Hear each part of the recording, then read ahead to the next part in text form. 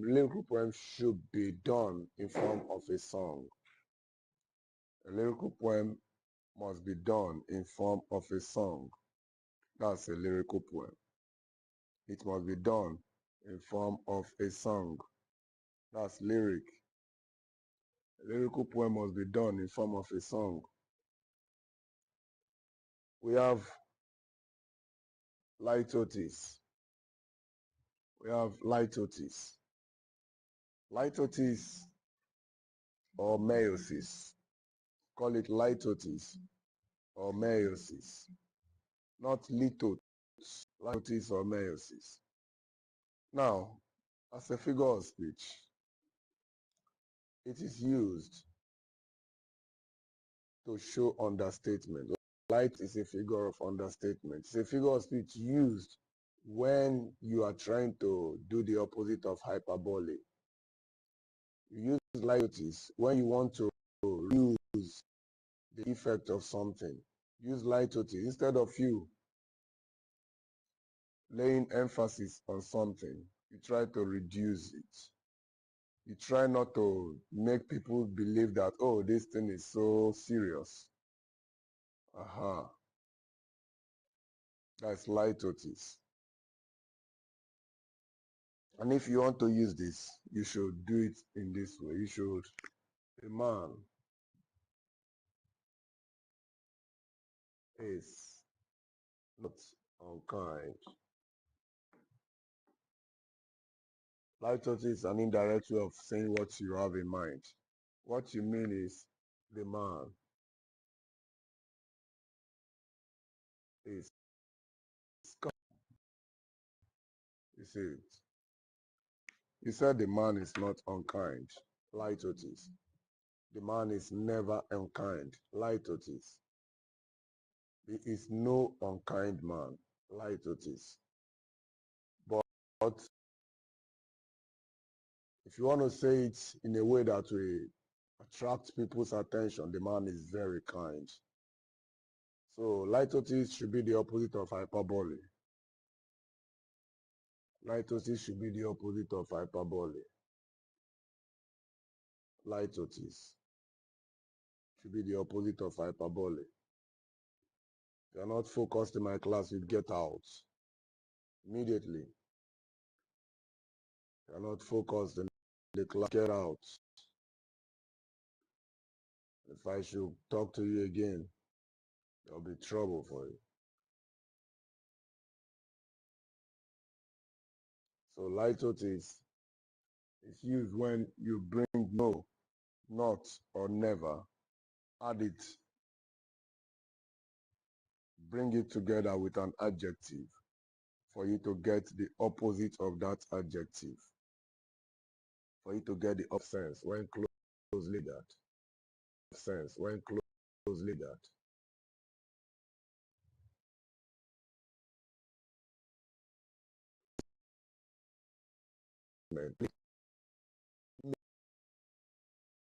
Takes a lot of time. A paradoxical statement does not make sense at first. A paradoxical statement does not make sense at first. But when you consider it the second time, give it a second thought, there is sense in it. Very popular one. The child is the father of the, written by William Wordsworth. The child is the father of the man. It does not make sense. Does not make sense. But when you look at it carefully, you will see a whole lot of sense in it. When you could take time to study those lines, you see a whole lot of sense in it. The child is the father of the man. How can the child be the father of the man? With time, the child up, and the child will take care of the father. With time, the father will grow old, and he will become like a father to the son. So the child is the father of the man. We see the rich also paradoxical statement. Does not seem to make sense. When you create, there is sense.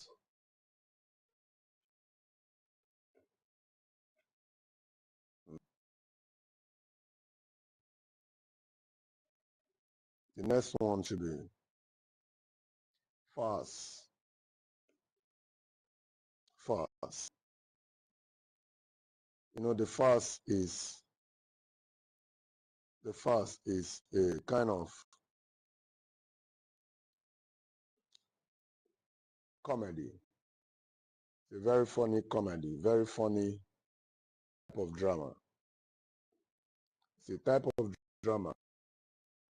It's a type of drama that comes to play when the characters have to work on their faces to make their face appear so funny for the audience. It's a very funny play. You can call it a low comedy. Now, the fast is in the category of comedy that you can refer to as low comedy because its own is out of, in fact, it goes beyond the ordinary comedy. They appear to be so funny, especially disguising their face to amuse the audience. That's a farce. They try to disguise their faces to amuse the audience. Ah.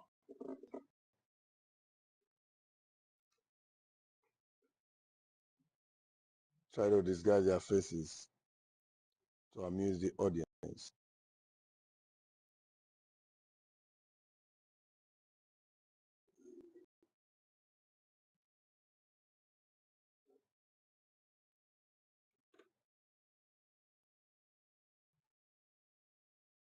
Now, when you talk about comedy, comedy is an unserious kind of drama. It's an unserious kind of in which the characters appear to be unserious as they make the audience laugh. In a comedy, the characters are usually unserious, doing all they can to make the audience laugh. Serious issues are not presented as serious issues are not presented as comedies. But now, when you look at a comedy, a comic play is a funny play meant to amuse the audience. A funny play meant to amuse the audience. That is a comedy. A funny play that is meant to amuse the audience. And in most cases, comedies end sorrowfully. Comedies end happily. Comedies end happily. Comedies end happily. A comedy is a funny play that has happy ending. It has ending, but usually funny. Usually funny. They take things for granted in comedies. They take things for granted in comedies. And let's look at tragic comedy. After some of this, I will give you questions. Let's see how far we are going. Tragic comedy. Look at the way the name looks like. That is the combination of tragedy and comedy. Tragic comedy simply is all about the combination of tragedy and comedy. In a tragic comedy,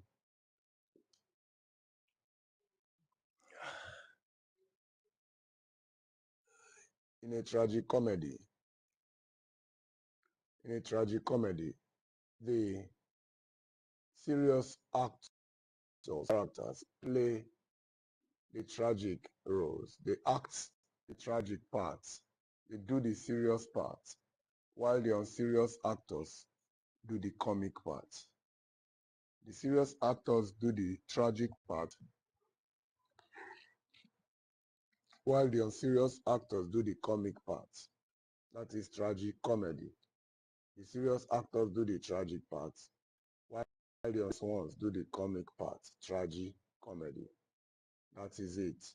In tragic comedy, the serious actors do the tragic parts, while the unserious ones do the comic part.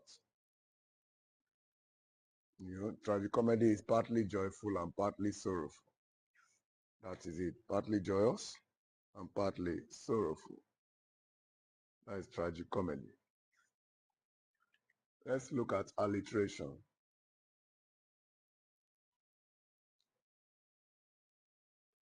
Alliteration is a figure of speech. Alliteration is a figure of speech used when the same consonant sound appears or is being repeated at the beginning of words in a statement. Repetition of the same consonant sound at the beginning of words in a statement. Repetition of the same consonant sound at the beginning of words in a statement. That is it. The repetition of the same consonant sound at the beginning of words in a statement. The repetition of the same consonant sounds at the beginning of words in a statement. That is alliteration. It is the repetition of the same consonant sound at the beginning of words in a statement. That's alliteration. The repetition of the same consonant sound at the beginning of words in a statement. Plantain planter planted plantain in plantain plantation. That is alliteration. Plantain planter planted plantain in plantain plantation. You see that? The fair breeze blew. The white foam flew. The furrow followed free. That is alliteration. The fair breeze blew. The white foam flew. The furrow followed free. That's alliteration. Alliteration is used when the same consonant sound is repeated at the beginning of lines of words in a statement.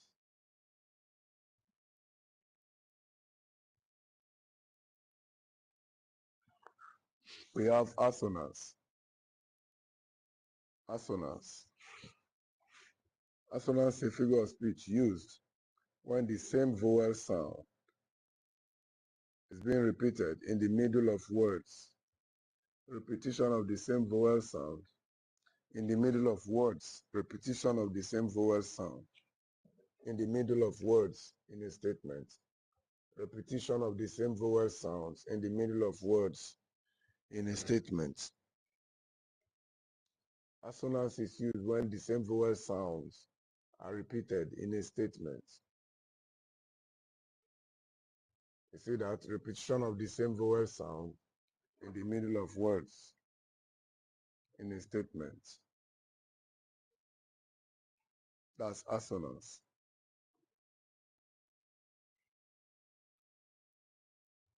Next one is apostrophe.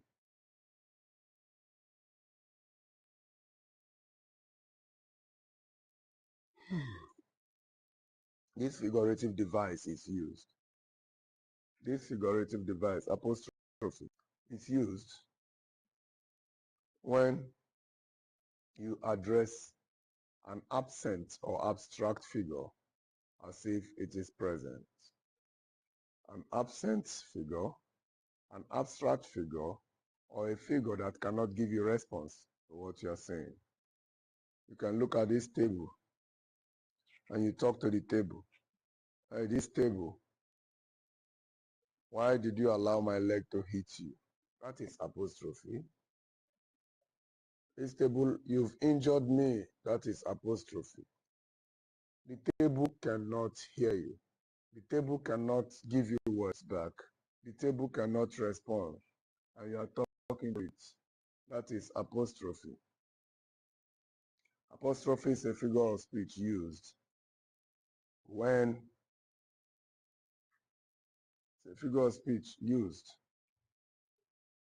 you address an abstract figure. Life, you are so good to me. That's apostrophe. Life, you are treating your children badly. That's apostrophe. It's a figure of speech used when you address abstract figures as though they are present. Is that clear? Okay. Before we go further, let's look at one or two questions. And the law is that you try to get them right.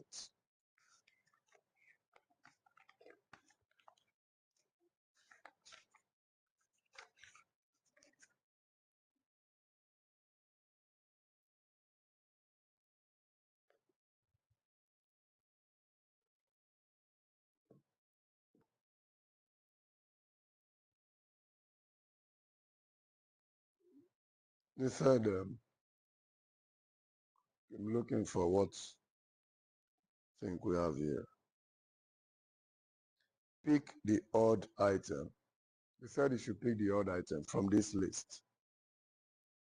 Tragedy, comedy, stanza, and farce. What do you think? Tragedy, comedy, stanza, farce. Stanza is the odd item.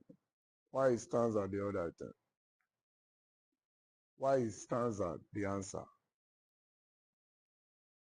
Maybe his mind was not here when I was even saying it. So he's an unserious person. Tragedy, comedy, stanza, farce. She said the answer, the odd one is stanza. Why? Why?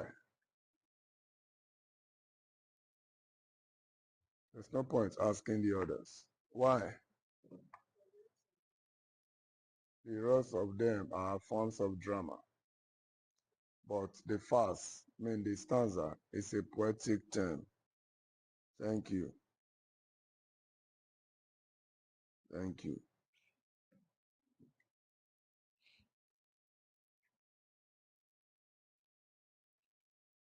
Look at aside. Aside is a dramatic term. Aside is a dramatic technique. Aside is a dramatic technique. Used. Aside is a dramatic technique used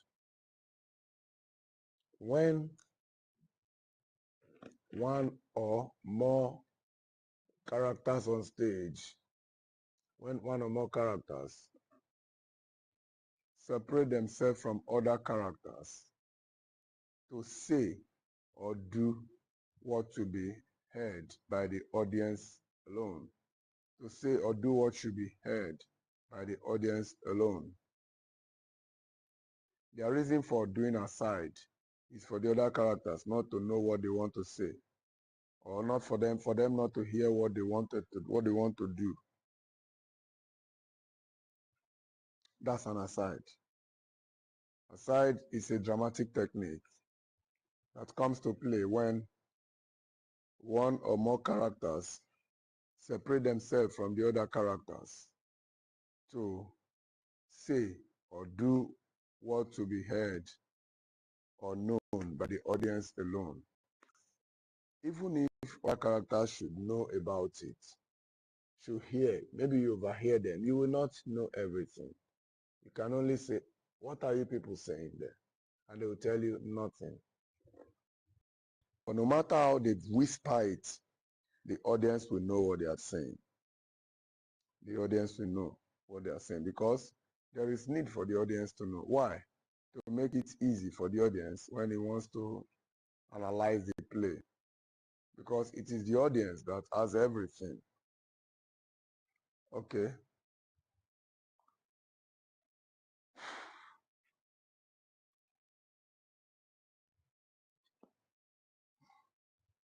We have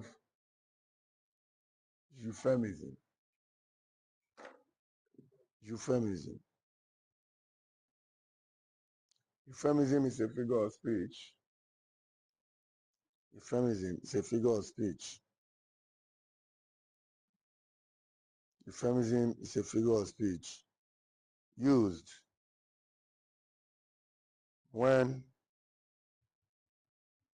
it's a figure of speech used when a harsh statement is presented in a mild form. It's a figure of speech used when A harsh statement is presented in a mild form. It's a figure of speech used when a harsh statement is presented in a mild form.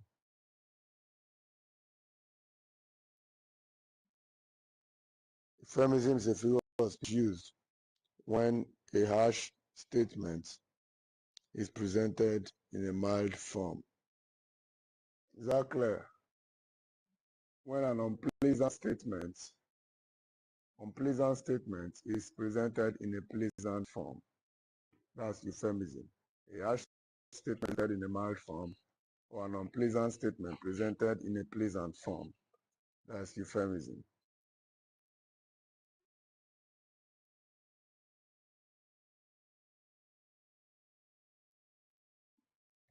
You don't want to say the man does not, he would like some good fufu but without meat. Can you see that? Instead of you to say the man does not have money to buy meat, he would like some good fufu but without meat. That is euphemism. He would love good fufu but without meat. That is euphemism. You see somebody that does not like that is very stingy. So to say this man is a stingy man. So this man does not like wasting money. Does not like wasting money. That's a mild way of presenting a harsh statement. A mild way of presenting a harsh statement. You see a barren woman, a woman that has not given birth to children. Instead of to say this woman, she is barren, she does not have a child. What you'll be telling us is that, wow,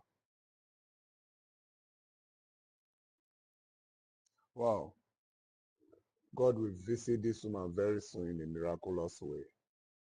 Instead of it to say that this woman is a barren woman that does not have a child, you say God is doing some big plans to visit her in a miraculous way, presenting a harsh statement in a mild form. Instead of it to say the man is dead, you say the man has gone to rest. That is it. And when you say parody, parody is a technique used.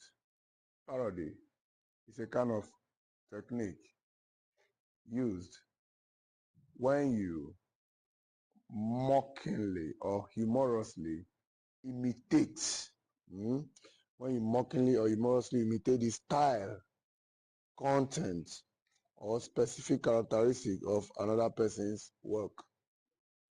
When you imitate the style, imitate another person's work in order for you to mock them, in order for you to laugh at them, that is parody. Parody is used in literature to show that this work you have done, this play you have written, this poem you have written, you are trying to mock another person's work. You imitate their style to mock them, to let them know that they are doing the wrong thing, to let them know that they didn't do it right. You see? A musician in Nigeria, African China, said, lead us well to be governor, govern us well to be senator, senate and well. Then another musician, Soldiers of Christ, said, no looking face, president, no looking face. He has something that in between Wale Soyinka and JP Clark. JP Clark wrote the poem, Abiku, coming and going this several season, do stay out on the baobab tree. Follow where you play with your kindred spirit. If indoors is not enough for you.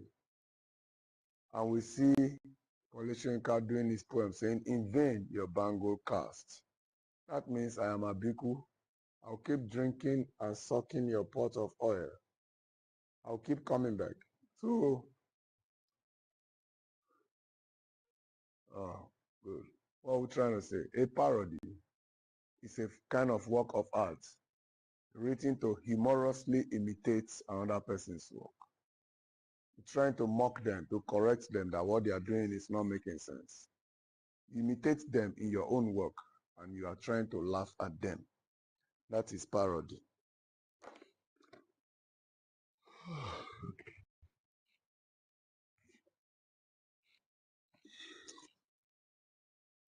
parody.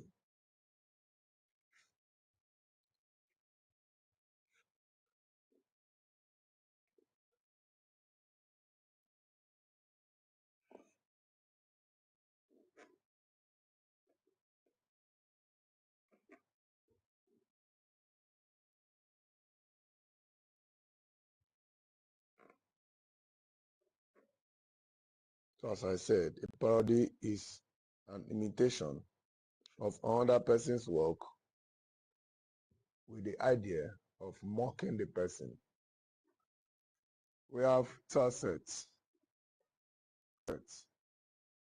Tacit. Tacit is a stanza of 3 lines. The tacit is a stanza of 3 lines. The tacit is a stanza of 3 lines. The tacit is a stanza of 3 lines. The tacit is a stanza of 3 lines. Yes. The tacit is a stanza of 3 lines. Take note of that. The tacit is a stanza of 3 lines. The tacit is a stanza of 3 lines.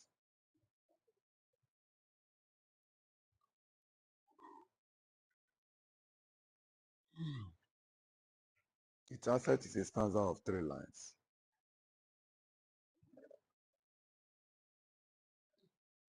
A stanza of 3 lines is a tacit.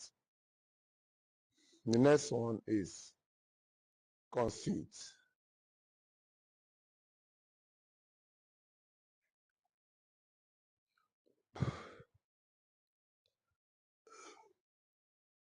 The conceit.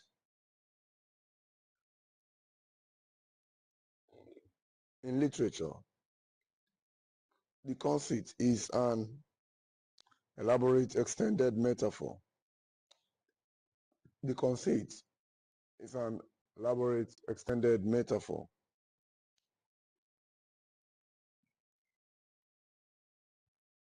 that draws a surprising, elaborate extended metaphor, draws a surprising witty comparison. It draws a surprising witty comparison between 2 very different things.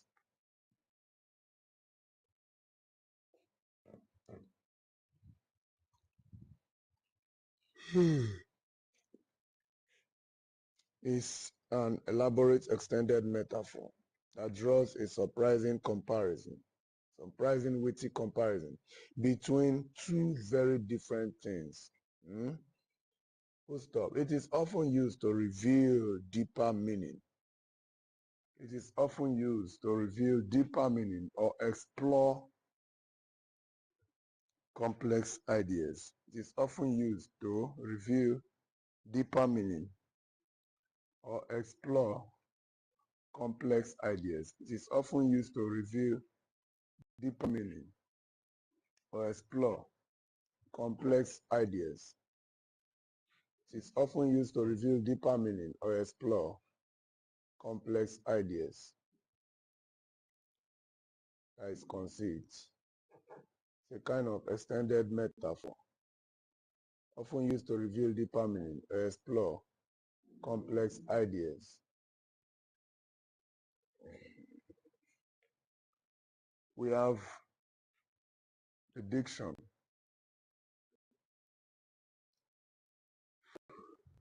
Diction.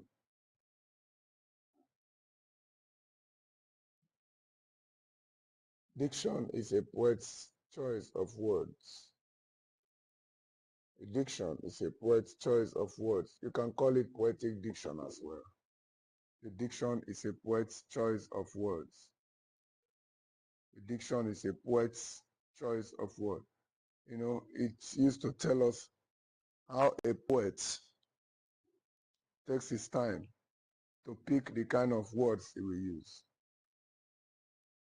Poet's choice of words.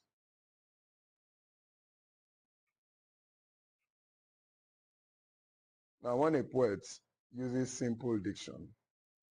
When a poet uses simple diction, the words are very easy to understand.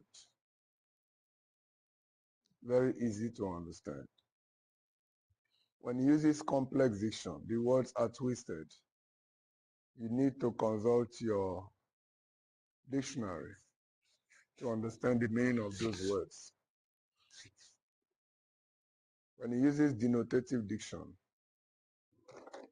the words do not have soft or ordinary meanings. They do not have literal meaning. They have figurative, deep, or hidden meaning.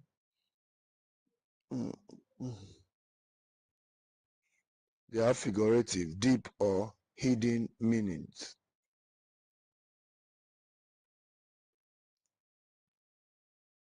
And when they use connotative diction, they have meanings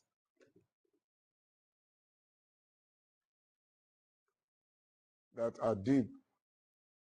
Connotative diction, deep meanings, hidden meanings. But denotative diction, they have surface or ordinary meanings. If you look at a government driver on his retirement, it has surface or ordinary meaning. Many years on wheels in faithful service to his fatherland. Today retires he home and a celebration he holds. Many years as he pummeled his busy throat in obedience to duty rules and regulations. Today he will go home a free man, eligible for his country's services. But let's look at the leader and the led.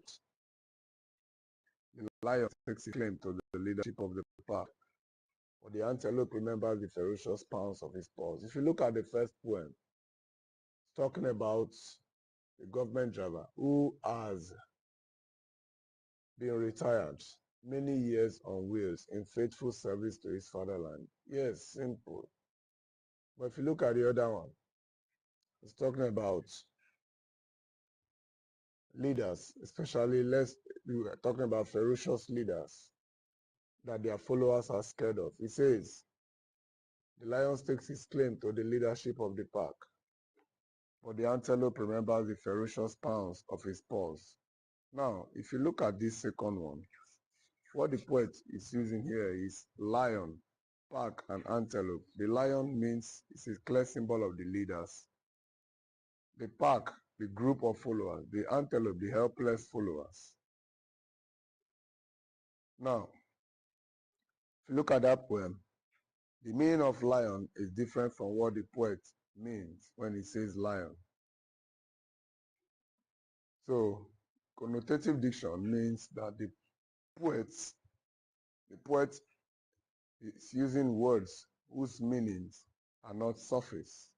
You cannot see the meaning of those words on the surface. They are symbolic words. They are words with deep or figurative meanings. That is it. Whereas denotative diction have surface meaning. The way they use them is the way the words are.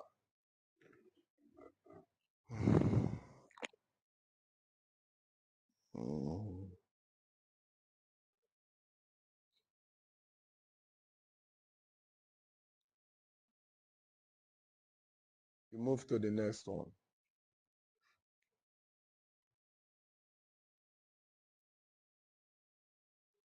Stage. The stage is the world of a drama. The world of a drama. The stage is the world of a play. The stage is the platform on which plays are performed. The stage is the platform on which plays are performed. The stage is the platform on which plays are performed. The stage is the platform on which plays are performed. That's a stage. It is the platform on which plays are performed.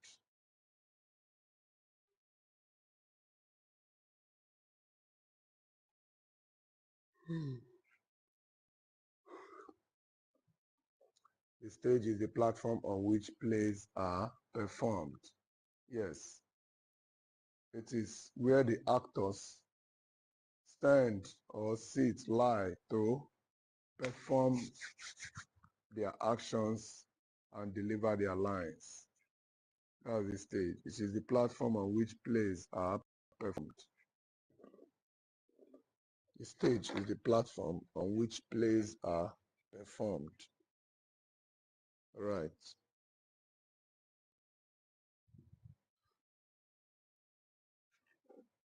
Take note, the stage is usually inside a theater.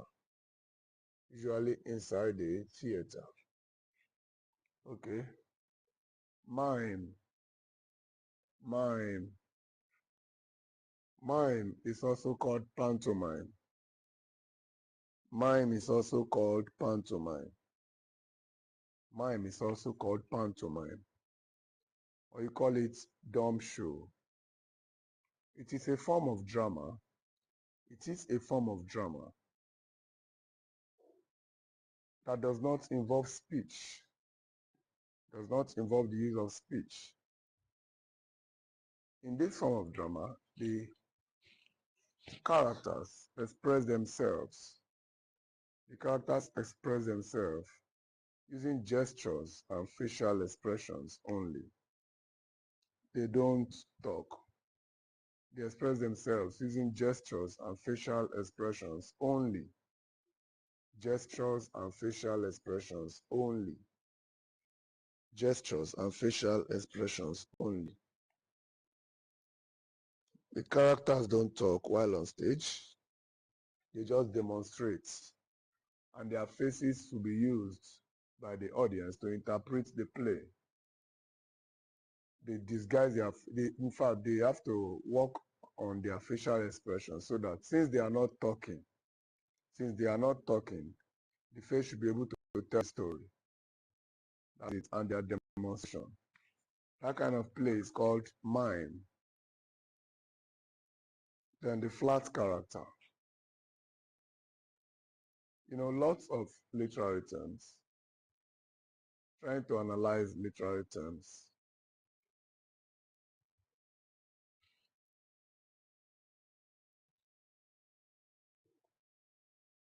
The flat character is a character that remains the same all through the story. The flat character is a character that does not grow. It does not grow. It remains the same all through the story. It does not get improved.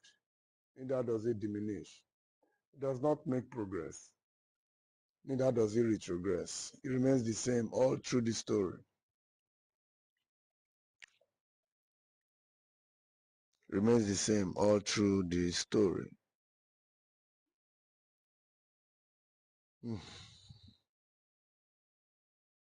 That's a flat character. The flat character is also called a static character.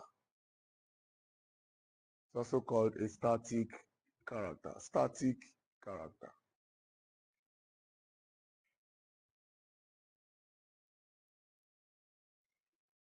Alright, there's a game we'll be playing right now. Are we, based on all this one you have done, any question, please?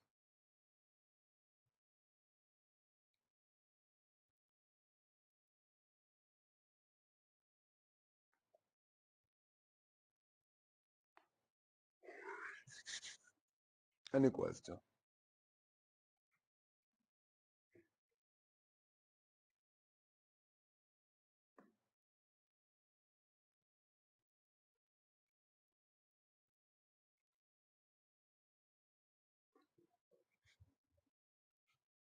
Question time, no question. Okay, that means you are ready to answer my question.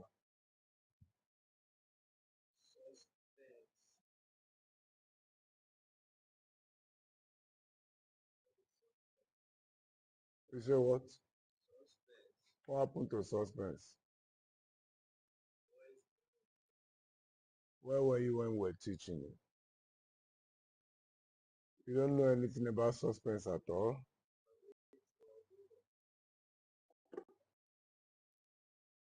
I said suspense is a technique. employed by authors to sustain the interest of the readers. It's a technique employed by authors to sustain the interest of the readers. Suspense is a technique in literature employed to sustain the interest of the readers.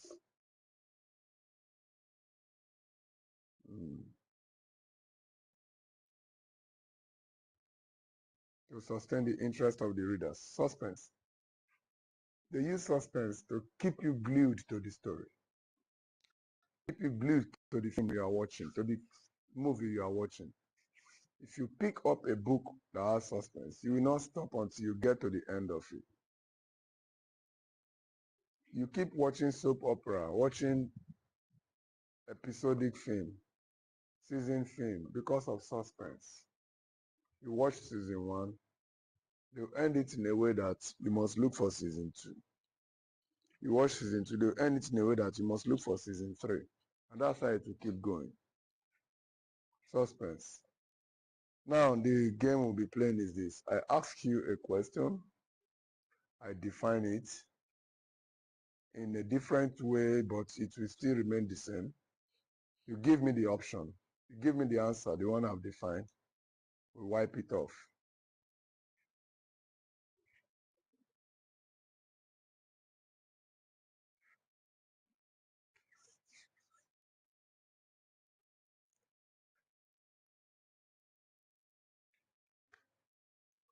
A stanza of 3 lines is what?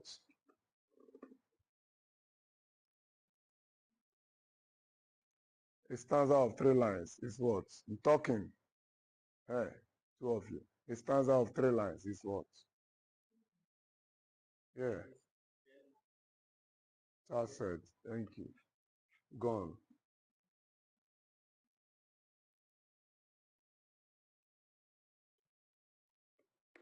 A song-like poem is what? Lyric. We don't have only one person in this class. Now it's looking like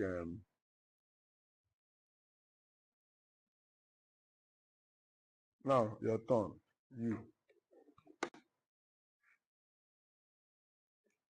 A very funny play in which the characters decide their facing is the audience. Farce.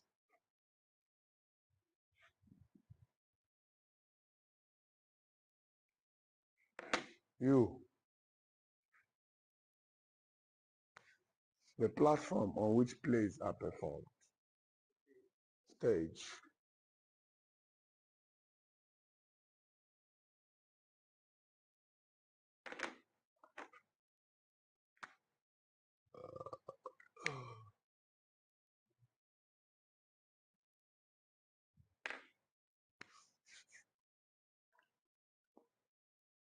The use of mild expression to express harsh situations.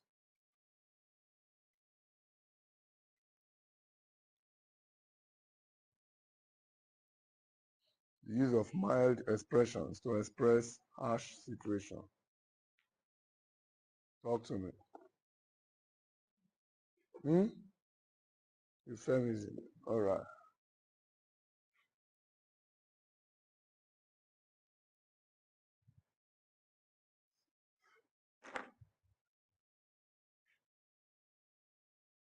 Repeating the same consonant sound at the beginning of words in the statement. What? What? What are you saying? What's this one saying? Repeating the same consonant sound at the beginning of words in a statement. You're saying oscillus. What is oscillus? What? Imitation. So if she does not tell you, you don't know. Hmm?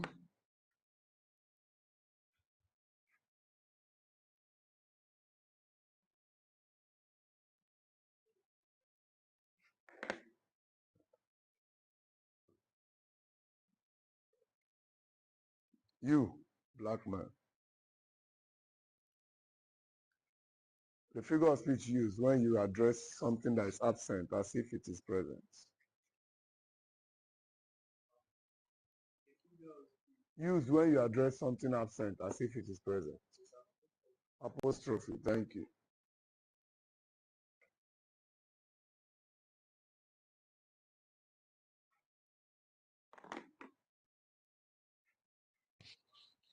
A poet's choice of words. A poet's choice of words.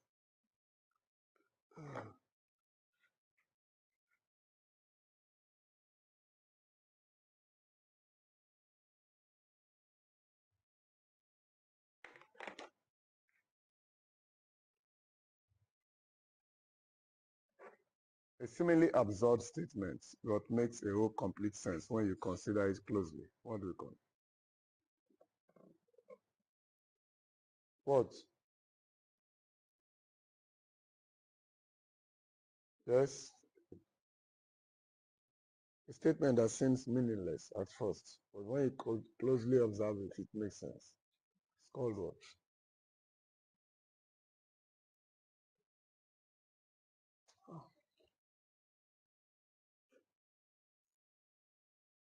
Will you talk to me? The only thing you know is to eat food. Food.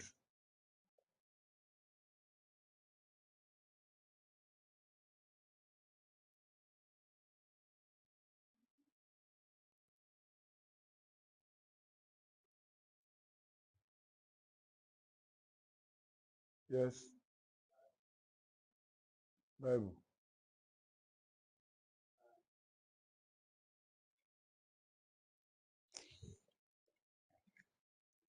What do you call your answer? Eh? Gradual. Paradaf. Panadol. Panadol. What do you call it? What? Parad-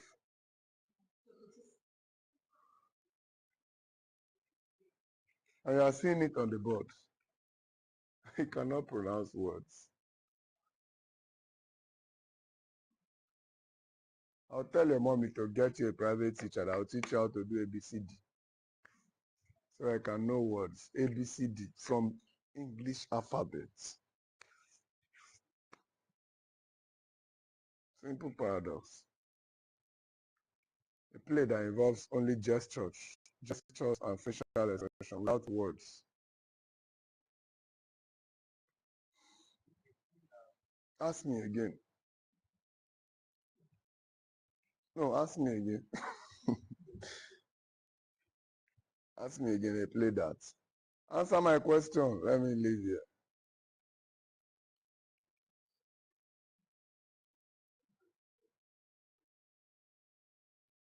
Like carry the book to cover your face. Man, so how did you know it? You wanted me to repeat for nothing.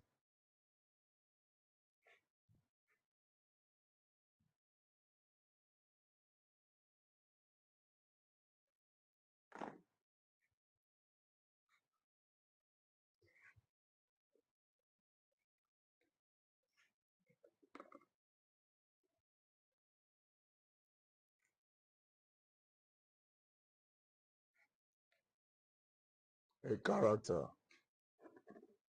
that remains the same throughout the story. What? Good.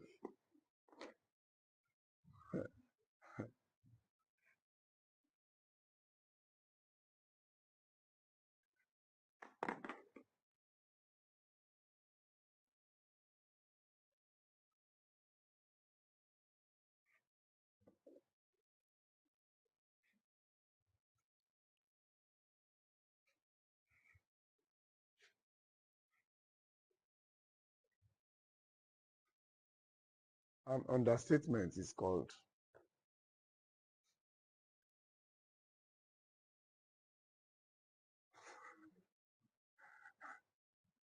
An understatement is called. Eh? An understatement is called metus, mucus, glucose. Hey, Jesus. Understatement is called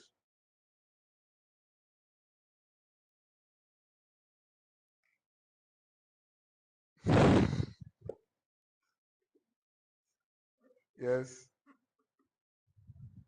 An understatement is called bitus. He said litus.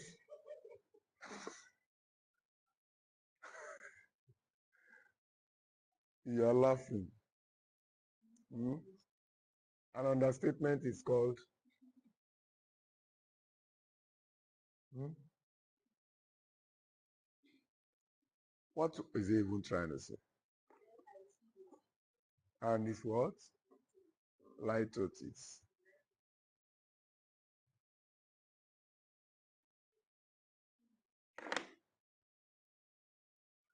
Hello? An elaborate extended metaphor.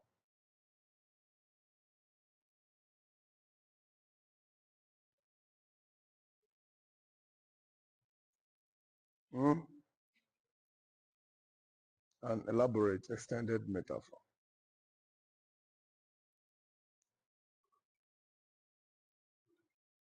Do quick.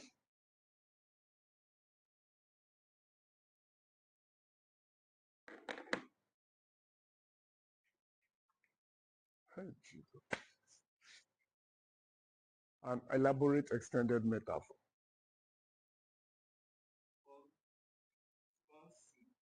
I should come and do what?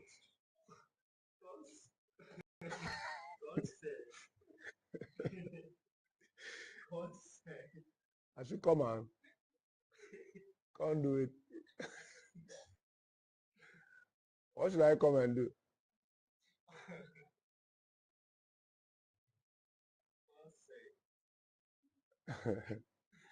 Conceit.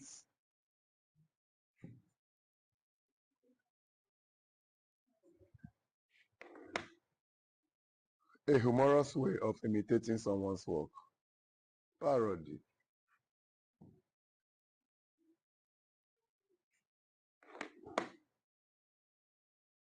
The use of suspense to sustain the reader's interest. A technique used to sustain the reader's interest. And I just gave him the answer just now. A technique used to sustain the reader's interest.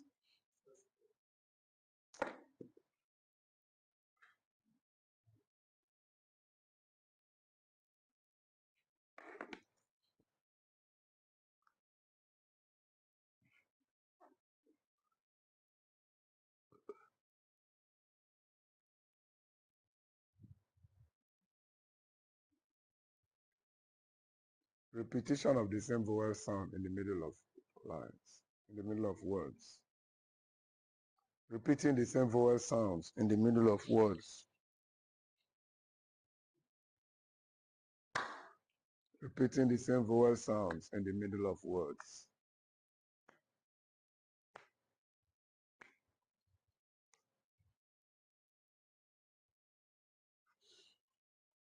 Repeating the same vowel sounds in the middle of words.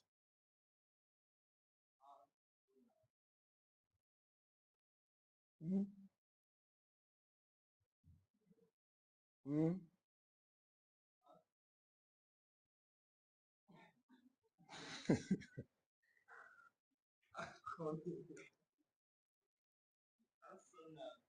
Are you sure?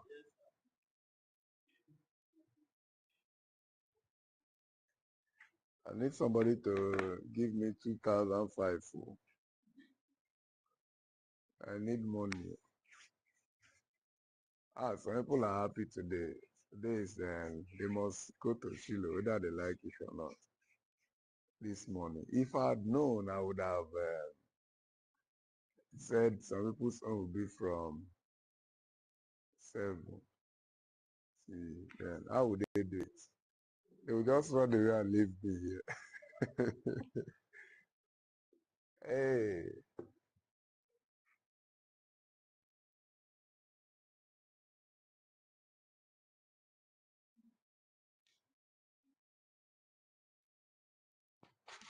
the play is partly joyful and partly sorrowful. You can hear it now. Don't worry.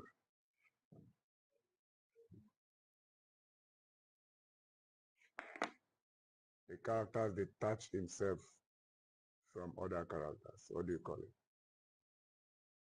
The character detaches himself from other characters. So if she does not tell you,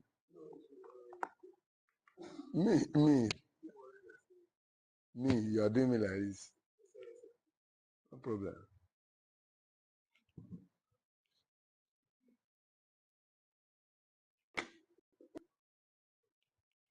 A poem to address the subjects.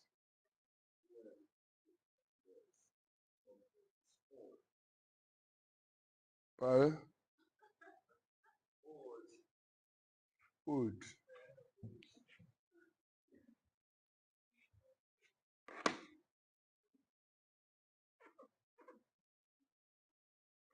A very serious play. Play.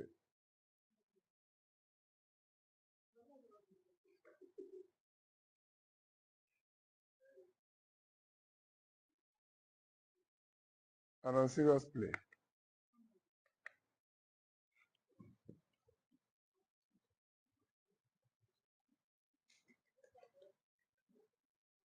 Huh?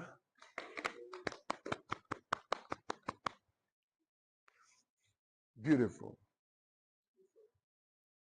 Not you.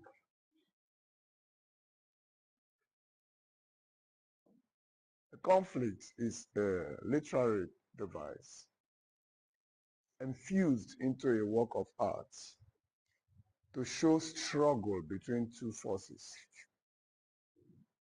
The conflict is used to show struggle between two forces, two opposing forces in a work of art.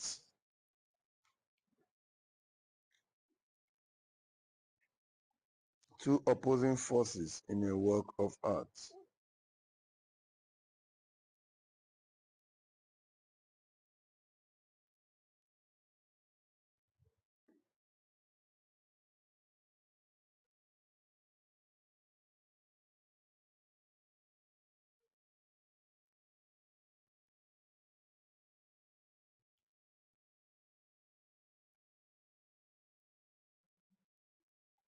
I said conflict is used to show struggle between two opposing forces.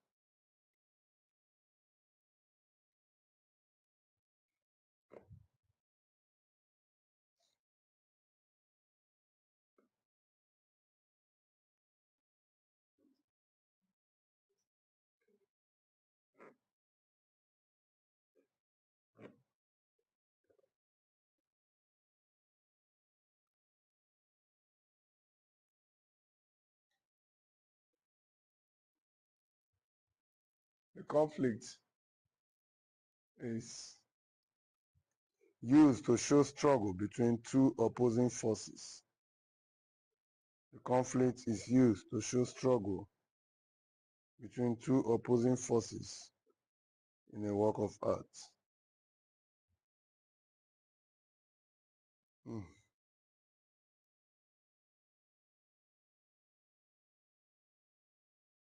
Conflict is used to show struggle between two opposing forces.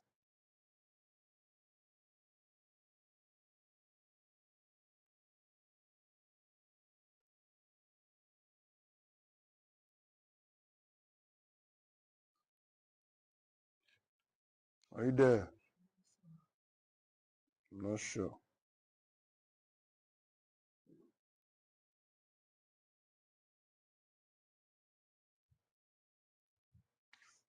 Hmm.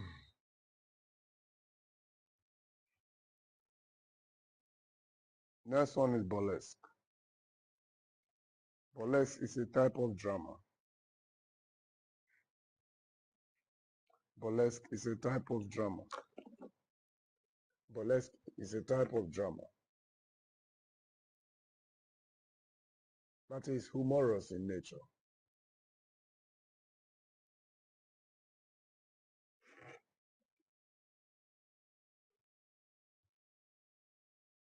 It's a type of drama that is humorous in nature,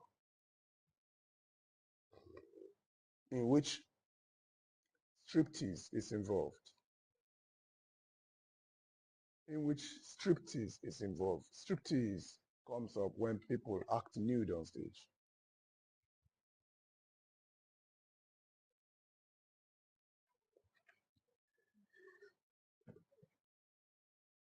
In which striptease is involved. That is where actors act nude. They appear nude on stage. Not these days now. They can add. There's a kind of costume they can put on. You think they're acting naked on stage, but burlesque usually involves striptease. Resolution. Resolution. Resolution.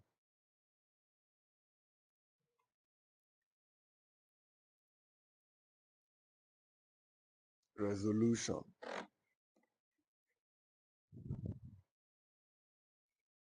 In the plot of a story, in the plot of a story, resolution is the concluding part. The plot of a story, the resolution is the concluding part. When all the conflicts have been resolved, is the concluding part when all the conflicts have been resolved.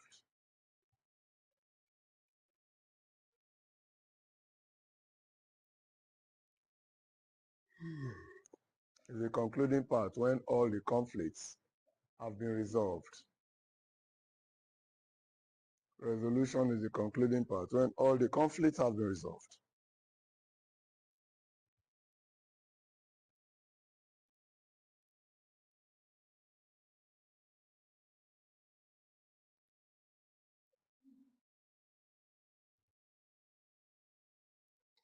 Concluding part when all the conflicts have been resolved.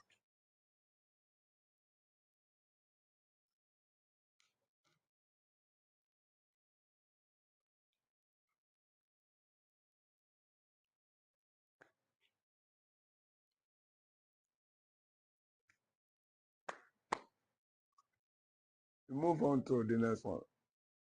Eulogy. Eulogy. Eulogy. A eulogy is a poem of high and excessive praise of a subject. Eulogy is a poem of high, excessive praise of a subject. A eulogy is a poem of high, excessive praise of a subject.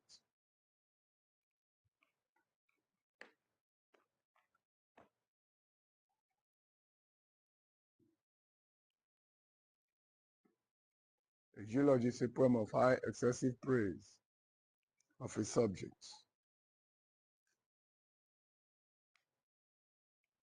A eulogy is a poem of high, excessive praise of a subject.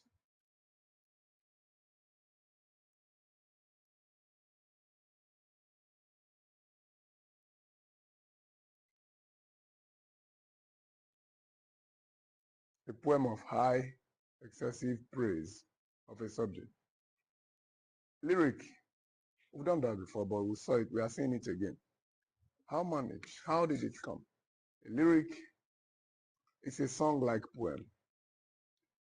It's used to describe any poem presented in form of a song. A lyric must be musical in nature, must be sonorous in nature. A lyric is a song-like poem.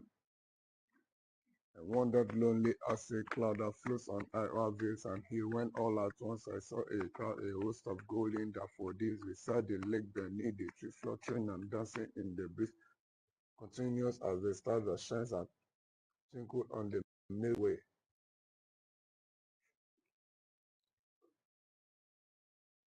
That is a lyric. A lyric is a song-like poem.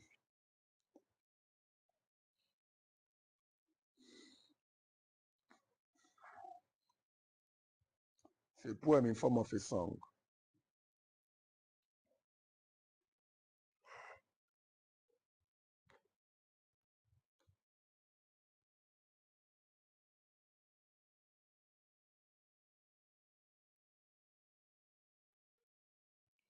Okay. A lyric is a poem that must be in form of a song. Pastora. Pastora. Pastora. Pastora.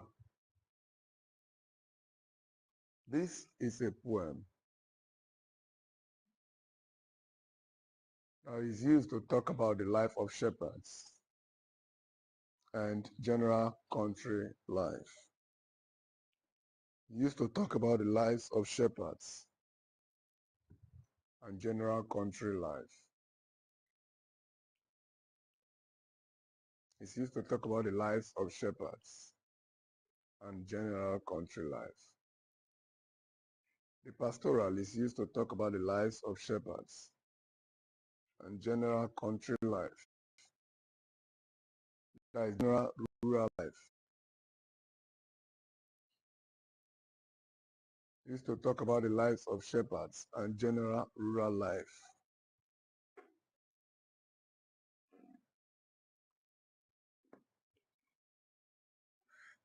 Used to talk about the life of shepherds and general rural life.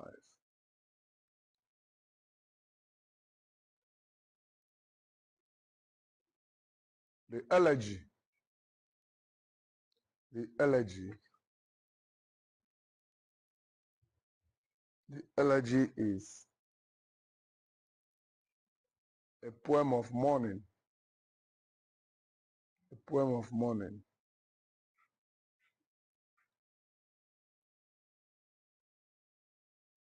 The elegy is a poem of mourning. It is used to mourn the dead. It has a very sorrowful tone. That's an elegy.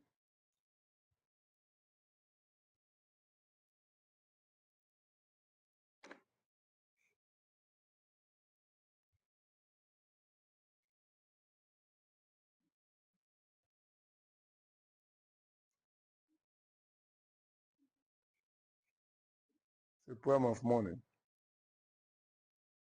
An allegory. It's a form of fictional prose. A form of fictional prose. So for self. An allegory is a form of fictional prose.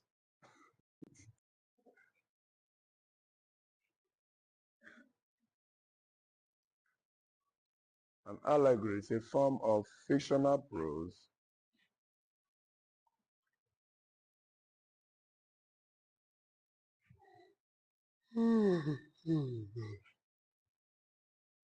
An allegory is a form of fictional prose, or in which the characters, settings, and events are presented as symbols of real ones.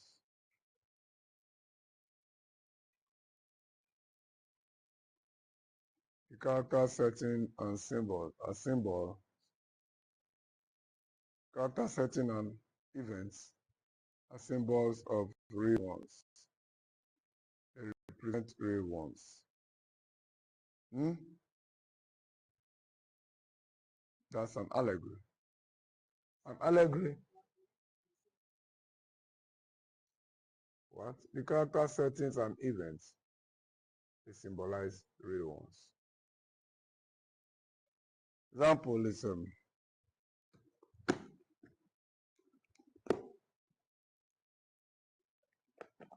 look at it. This is an example. Second class citizen.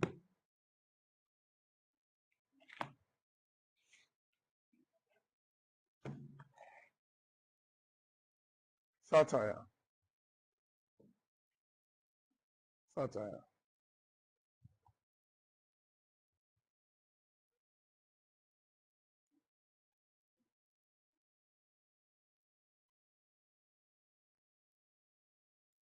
Satire. A satire is a work of art. A satire is a work of art. A satire is a work of art.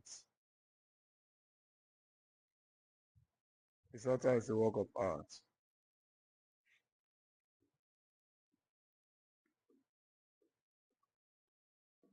that is targeted at ridiculing or mocking, targeted at ridiculing or mocking a particular subject, targeted on mocking a particular subject, and exposing them,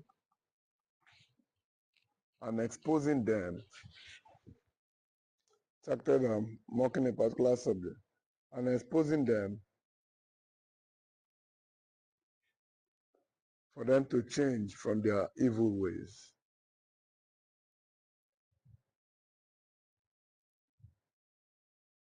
And exposing them for them to change from their evil ways.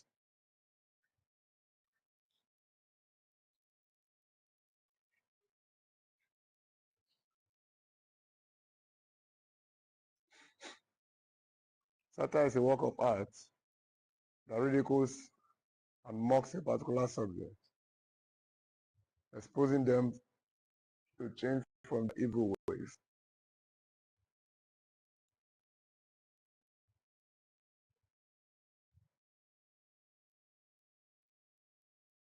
Exposing them to change from their evil ways. Are you following me? Good. You've seen it before. An ode is a poem you use to address a subject with some elements of praise. This area, Father.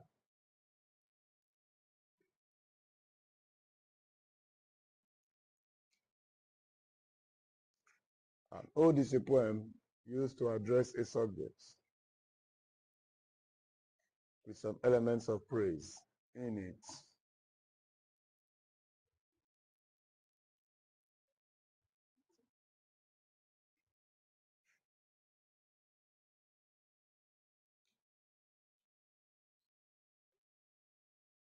Malapropism. Malapropism. Malapropism.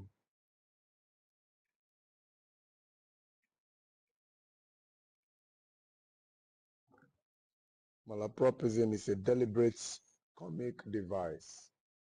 It is a deliberate comic device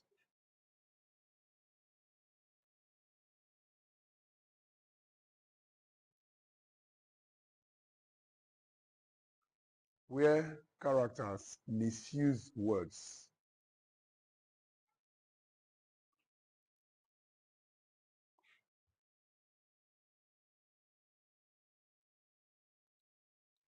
Where characters misuse words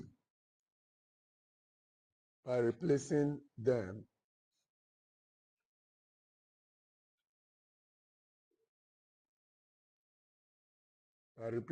with similar sounding ones. With similar sounding ones.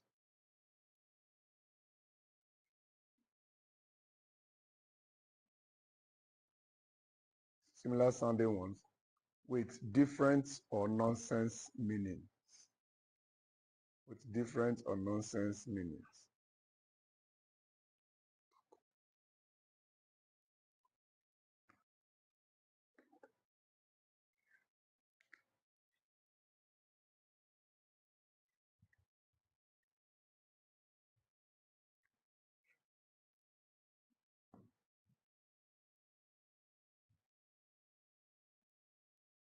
The table has broken.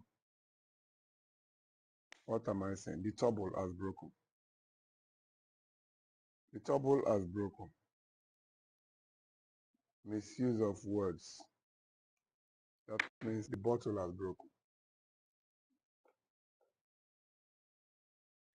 Pensioner instead of sharpener. You know, this one is gotten from The Rivals by Sheridan, where we have Mrs. Malaprop. Mrs. Malaprop always turn words upside down. That's where the name came, malapropism. You see, that's how she does.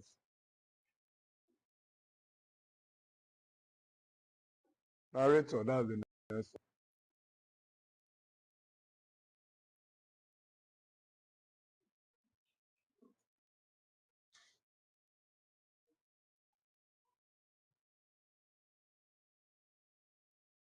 Narrator. This is the mouthpiece of the author. This is the mouthpiece of the author.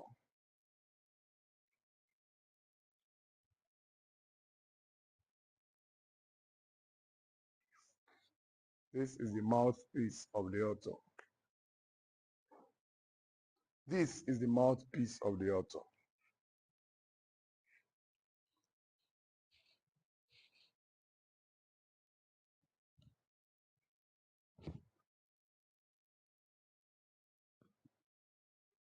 This is the mouthpiece of the author. He is the storyteller.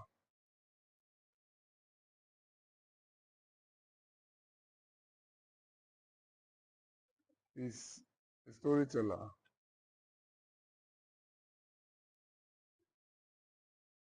Is a storyteller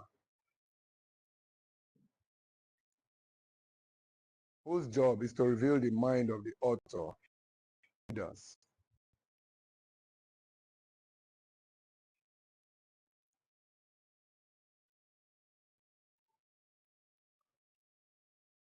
Whose job is to reveal the mind of the author to the readers. He is a storyteller whose job is to reveal the mind of the author to the readers.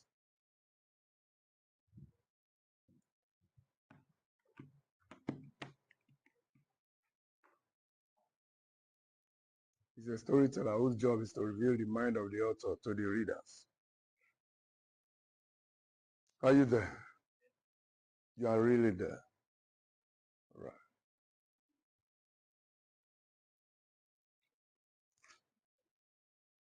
Whose job is to reveal the mind of the author to the readers.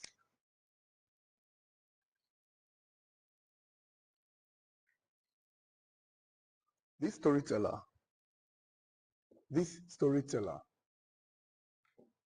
is called a first-person narrator. This storyteller is called a first-person narrator.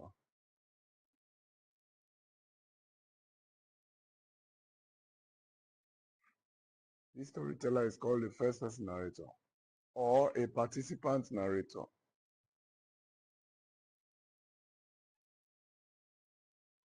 This storyteller is called a first-person narrator or a participant narrator.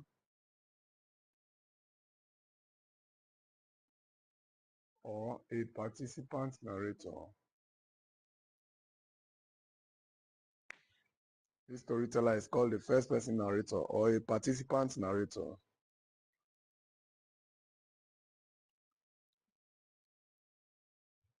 When he is one of the characters in the story. First-person narrator or a participant narrator. When he is a character in the story.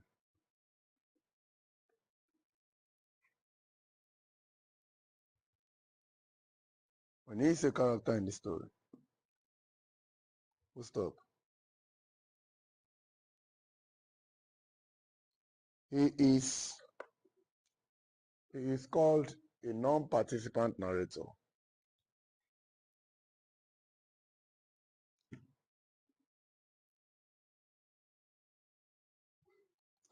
He's a non-participant narrator when he is not a character in the story. when he is not a character in the story.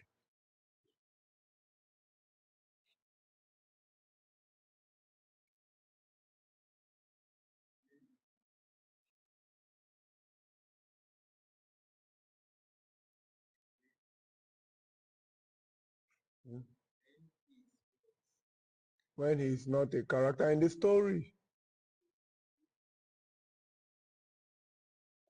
When he is not a character in the story.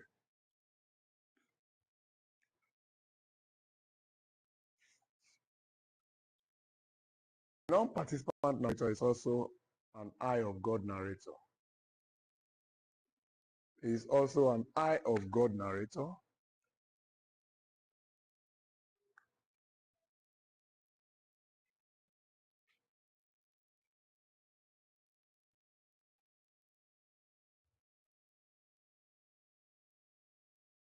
An eye of God narrator or an omniscient narrator. Or an omniscient narrator. Yes. Or an omniscient narrator.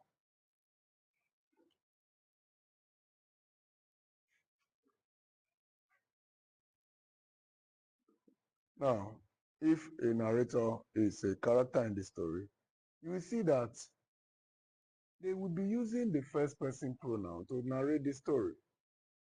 For instance, we have I, me, we, us. These are first person pronouns. When I was 24, I traveled with my father. That's the kind of word it is here, because he is a character in the story. You want to get a typical example of that, then you have to read Invisible Man by Ralph Ellison. Invisible Man.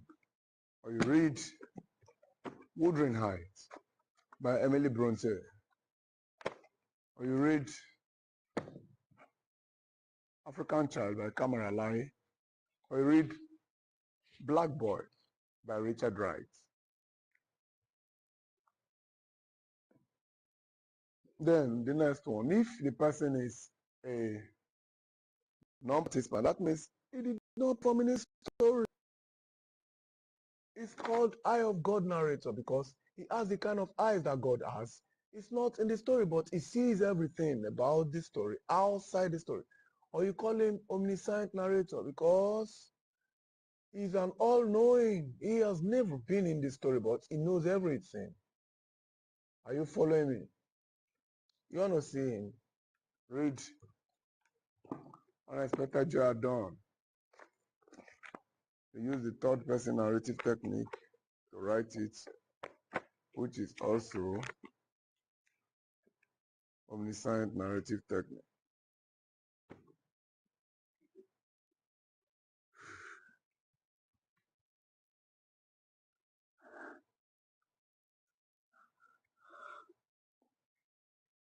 The next one is dialogue. Dialogue is a conversation between characters in a play, between parties. Dialogue is a conversation between parties.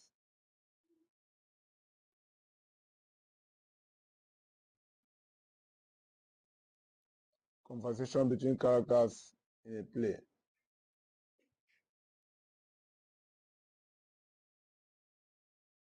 Conversation between parties in a play.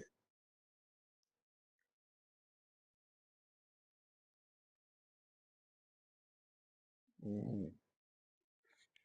Dialogue is the conversation between parties in a play. Dialogue.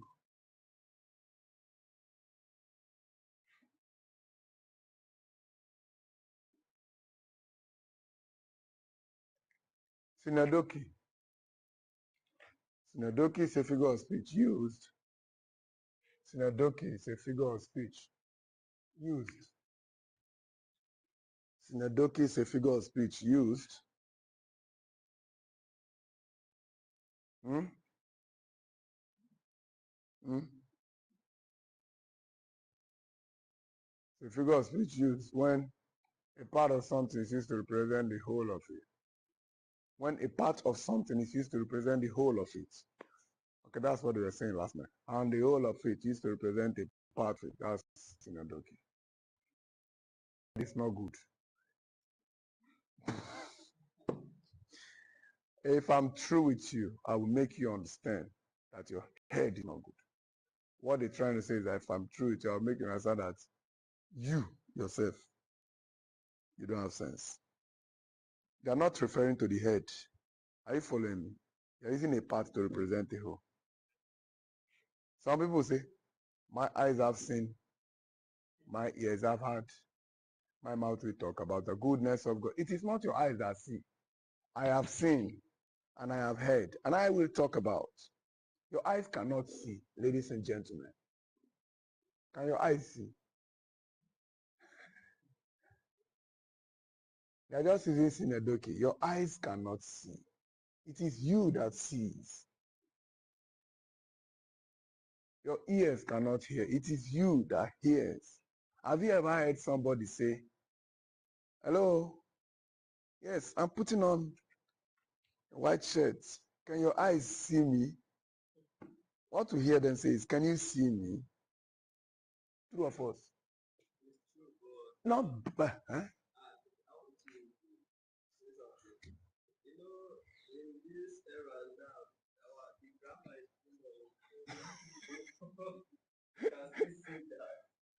No, they are, no, I've not heard anybody say, my hands are working.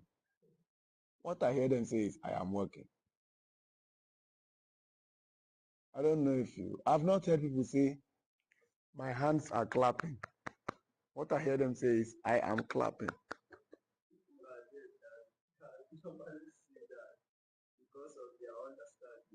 Listen, let me tell you.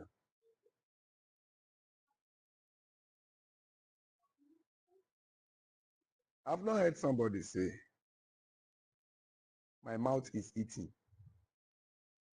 Hello, what are you doing? My mouth is eating. What I hear them say is, I am eating. So your eyes cannot see if you do not want the eyes to see. True or false? So when you say, man, this now, somebody, they'll say, all hands should be on deck. What they mean is that everybody should start working. You get that? And at the same time, they can equally use the whole of something to represent a part of something. Do you understand? Simply because Warri is a very beautiful city. Warri is a good place, a calm place, a place that people like to visit. Then somebody in the UK will say, wow, I want to go to Nigeria. Nigeria is a beautiful place. Why? Because of one place called Warri. Using a part to represent a whole. Now using a whole to represent a part. You get that? Because you have pain in your teeth is pain, you have pain in your teeth. And you say, why were you not in school yesterday? In fact, I was going through pain. It's not you, not your full body. Just one teeth that is paining you now. Use a whole to represent a part. My body was paining me yesterday. Is it not your teeth? One tooth rather. One tooth rather.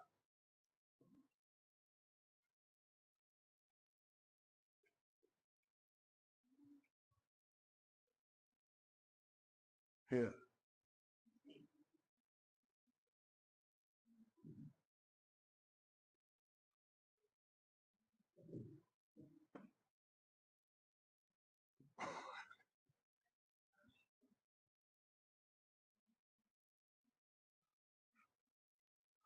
Mock heroic.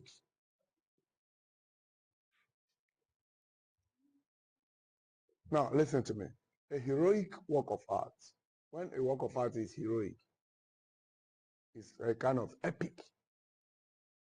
Heroic, epic is what you use to talk about heroes. But now, mock heroic is another word for mock epic. It's a type of work whereby you present an epic in a mocking way. Is that clear? You present an epic in an amusing way. You want to talk about a great warrior and you present it in the way of mockery. That's mock heroic. A work of art in which the main feature of an epic or a heroic work is being twisted or distorted just to amuse people.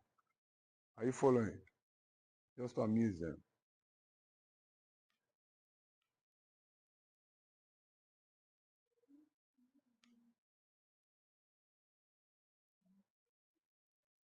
Just to amuse them.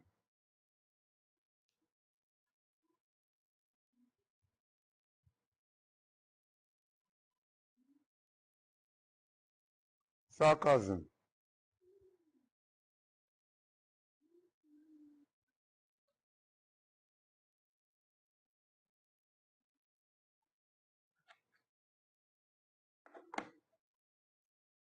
Sarcasm.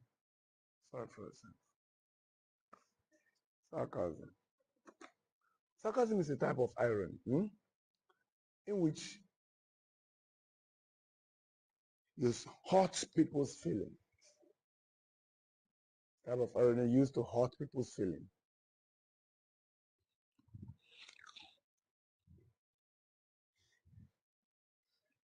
Type of irony used to hurt people's feelings. By saying the direct opposite of what you mean. By saying the direct opposite of what you mean. Used to hurt people's feelings by saying the direct opposite of what you mean or of what you intend saying.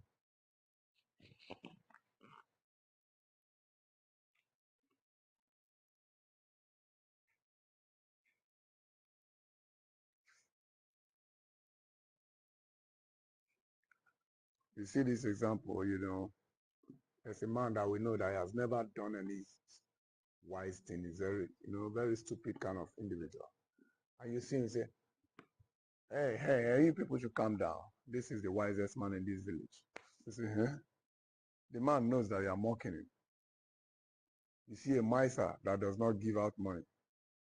Hey, people should learn to respect people. This man is so generous. Somebody that is academic, not like us. Wait. Am I not generous? Am I not generous? So let's say the truth. Am I not generous?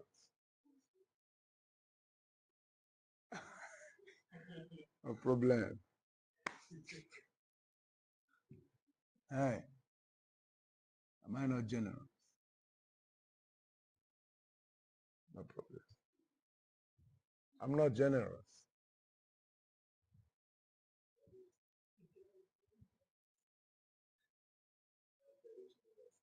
So yeah. Huh? Huh? You say what? So you are saying irony that I'm are you doing sarcasm now or all right. Now you see a short man trying to hang his bag somewhere. I say, I've told you to stop all this thing. Your height is too much. Man will just look at you and say, it's not your fault. Just give them the opposite, direct opposite, and that's what you want to give to them. You are just trying to mock them. It's an irony. It's a type of irony. Climax.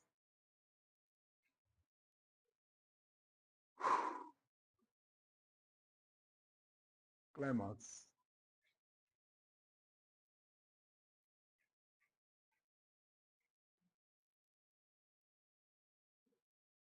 Climax.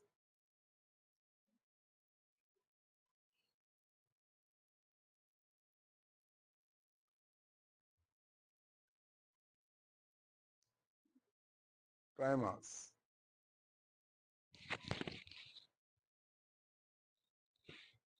As a figure of speech,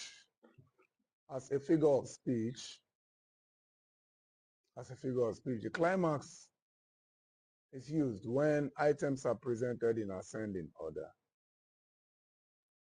As a figure of speech, the climax is used when items are presented in ascending order. The climax is used when items are presented in ascending order. The climax is used as a figure of speech when items are presented in ascending order.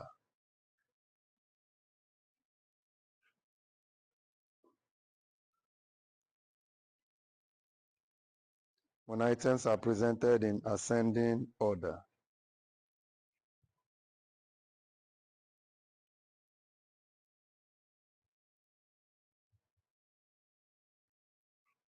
When items are presented in ascending order.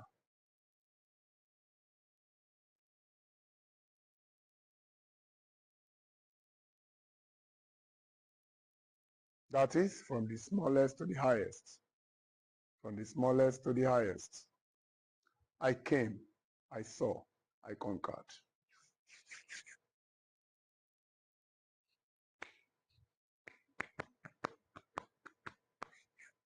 I came, I saw, I conquered. A brand new car in his name, an appreciative symbol for 35 years of undented service to his fatherland. And so he boozed and boozed, celebrating the celebration of his retirement. On his way home on wheels, Booz boozed his vision and clear judgment. He boomed his brand new car and he sent him home to rest in peace. You can see that one. He started drinking, they gave him a car, started drinking, he gets drunk, he's driving himself home, and he crashed his car and died from the smallest to the highest stage. As a plot of a story, the climax is the highest point of conflict. When the tension is at its peak, if you get to the plot of it, if you study the plot of the story, if you get to the stage of climax, that is when fear grips the audience or the readers. That's when they start experiencing shock, serious shock. That's when some of them start shedding tears.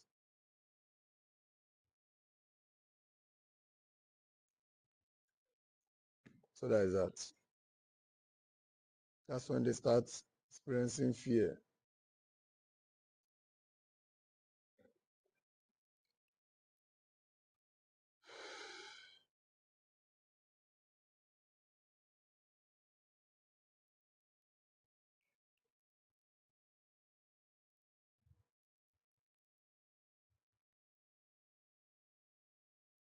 Next one is, so when next you are reading a book, look out for the climax.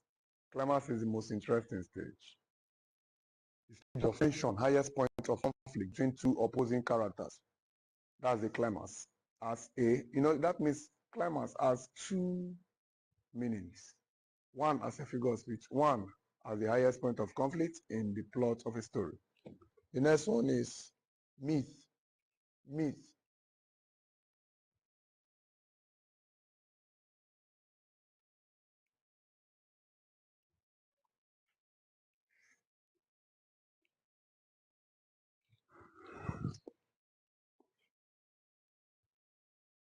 This is a form of oral literature.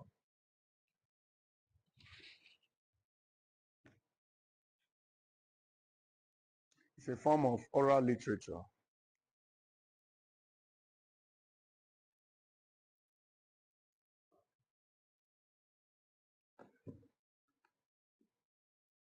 Form of oral literature featured in traditional stories. Featured in traditional stories.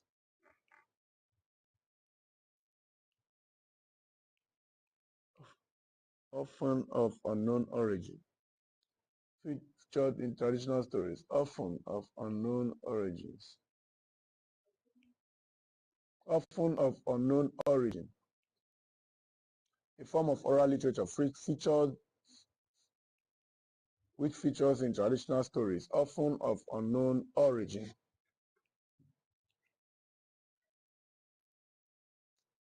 Full stop. The myth talks about supernatural beings and heroes. The myth talks about supernatural beings and heroes. B-I-N-G-S, supernatural beings and heroes.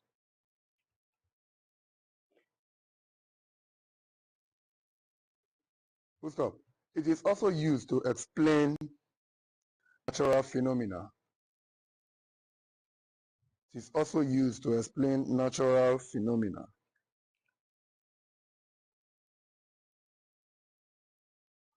Human existence or cultural values. It is also used to explain natural phenomena.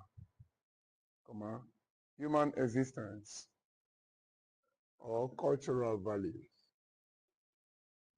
Explain natural phenomena, human existence or values.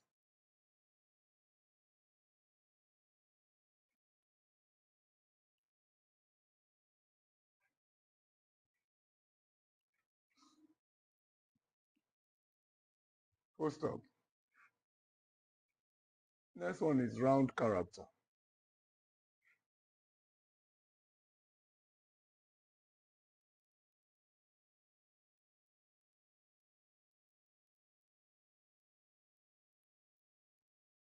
Round character.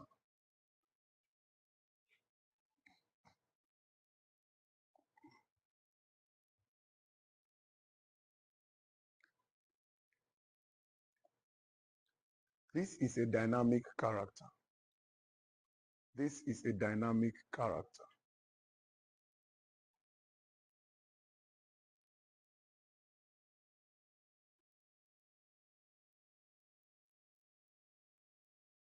This is a dynamic character.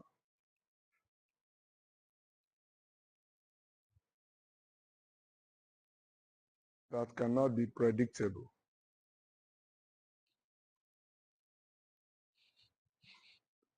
It's a dynamic character that cannot be predictable.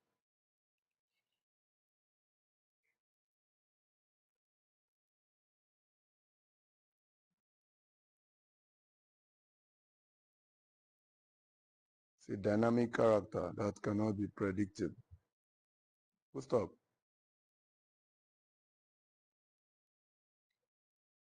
Such character changes as the story progresses. Such character changes as the story progresses. Such character changes as the story progresses.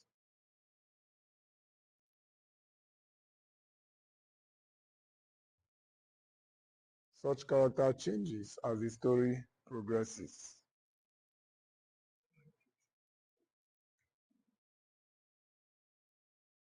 Thank you, Jesus. Such character changes as the story progresses. First of all, this means that they do not remain the same. This means that they do not remain the same. Now, one thing about characters is that they either grow or die, or make money or become broke. They cannot remain the way they are. Cannot remain the way they are.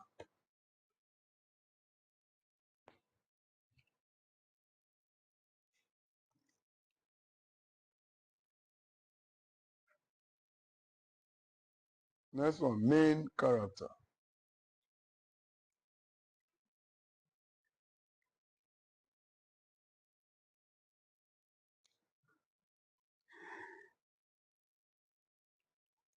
The main characters are major characters.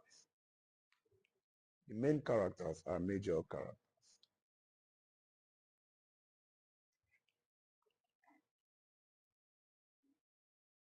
The main characters are major characters.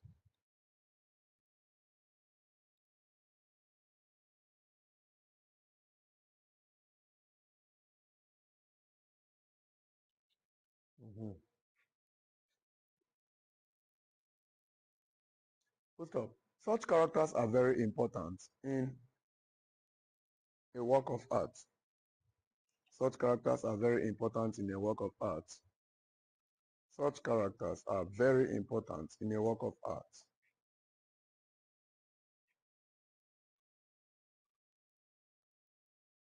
And their absence, and their absence, and their absence must alter the work. And their absence must alter the work. Their absence must alter the work.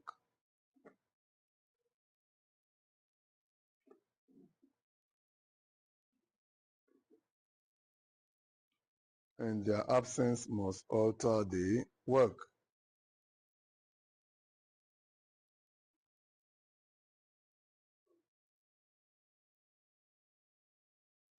Full stop. The minor characters.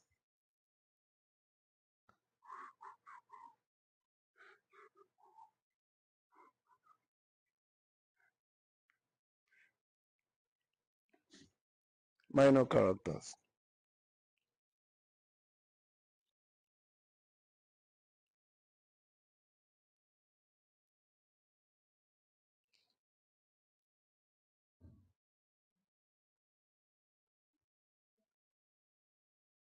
The minor characters. They are unimportant characters in a story. They are unimportant characters in a story.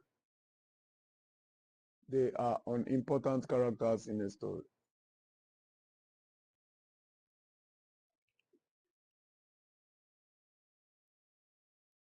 The absence of such characters.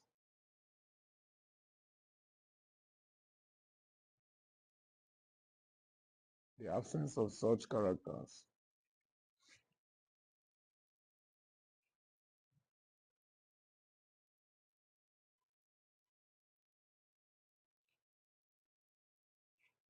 does not affect the story.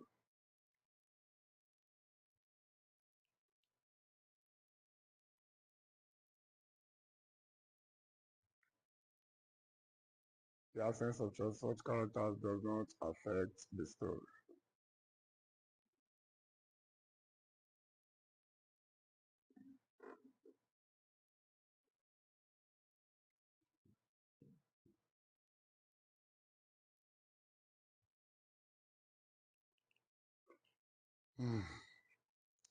Stop.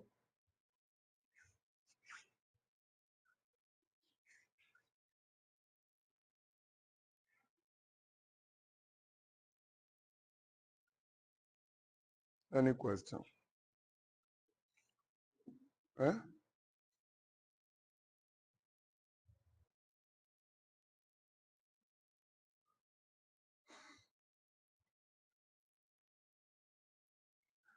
Question mark.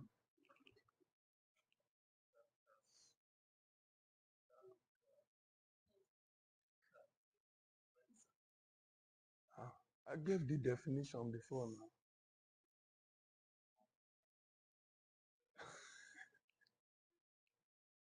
Oh boy. I said the sarcasm is a type of irony. Type of irony in which the direct opposite of what you intend saying is what you say to spite someone. A speaker.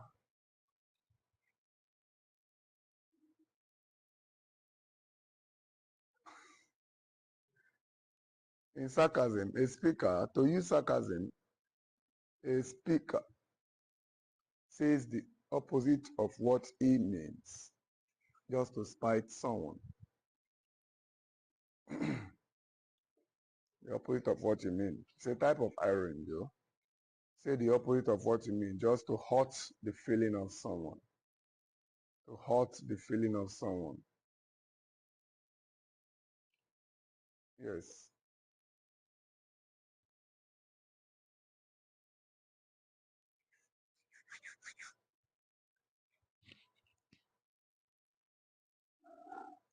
Mm, mm, mm, mm, mm.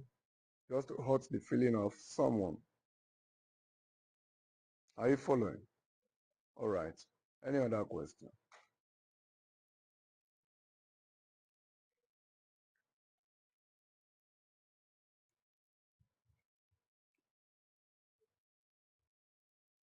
You ask question, ask question, ask question. Yeah? Don't worry. No, don't worry. All right. I know why.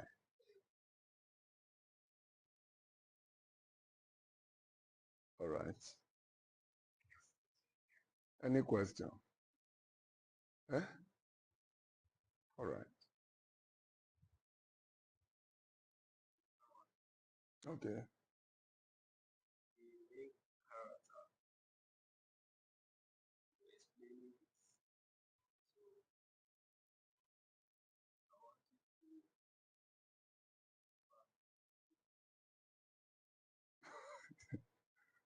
I should shed more light or I should go back. Which one? Is that your problem? The main character is a character in a story whose importance cannot be toyed with.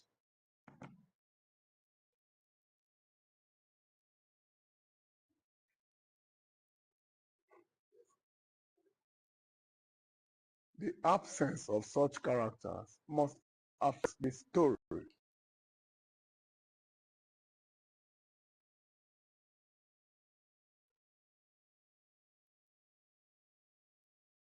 The absence of such character must affect the story.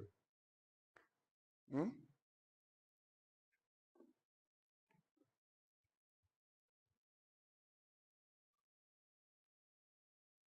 The absence of such character must affect the story.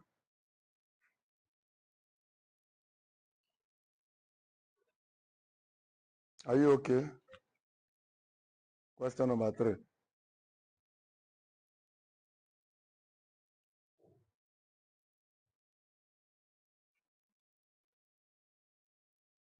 Question number 3. No question. Please ask question.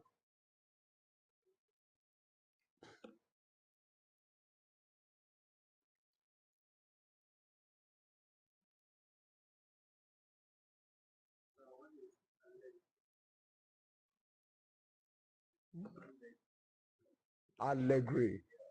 Now he's asking question, opening mouth like and peace. Me, sorry. You too, sorry.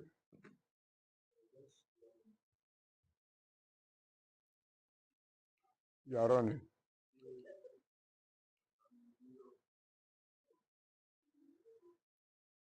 Hmm?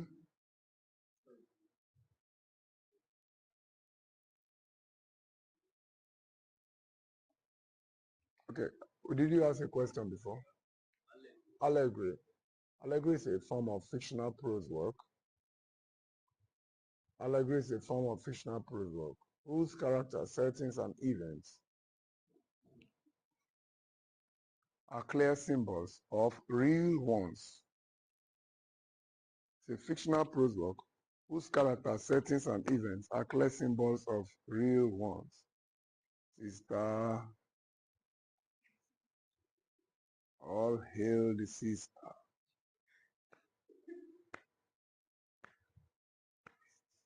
They are clear symbols of real ones.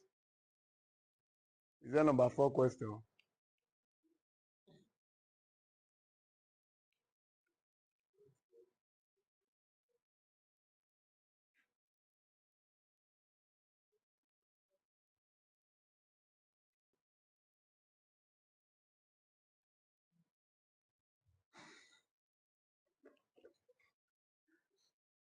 I'm waiting.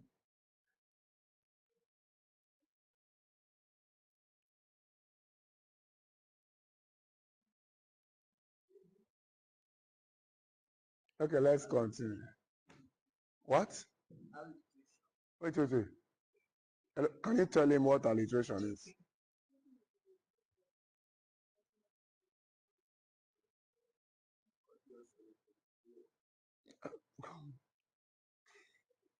Repetition of the same consonant sound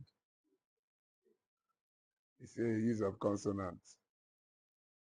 You didn't put sound.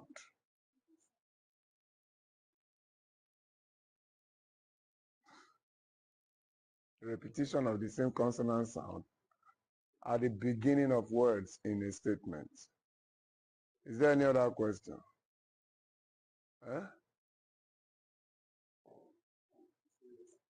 Any other question? Okay. Now let's wipe this one off.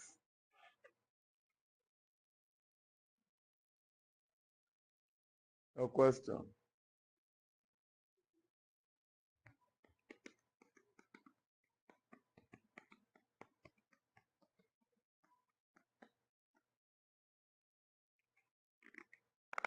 A work of art.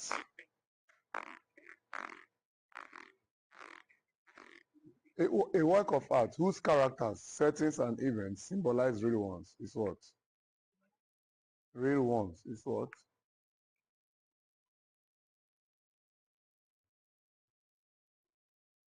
What do you call such work?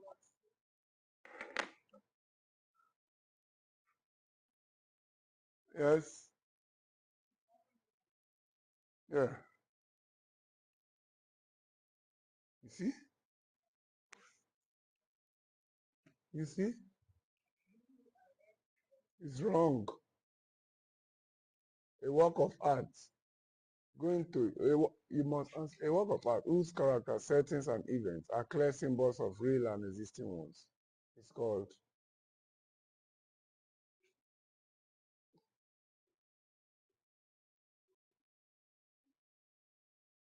Ask question. You say no.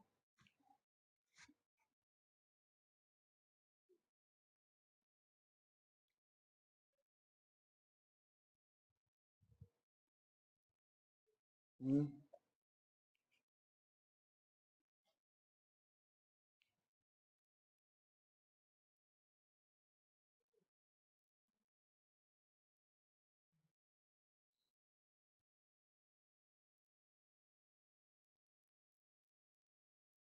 Yes. Allegory. Thank God for notes. She went to look at the notes. A work of art whose characters, settings, and events symbolize real ones. It's an allegory.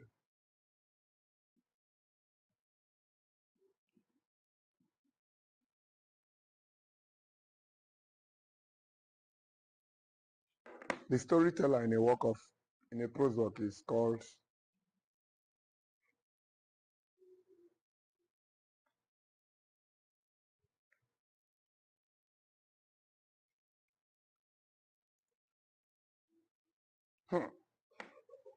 That's good. Be telling him the answer. Yeah? Telling him.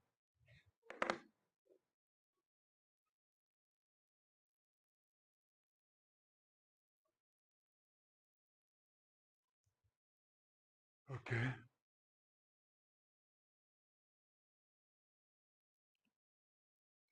An indirect way of hurting the feeling of someone is what?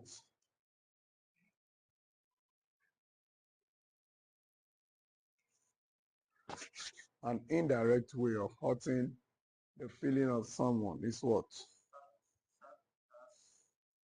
Sakahu. Sarcasm. Sarcasm. I thought I heard sarcasm.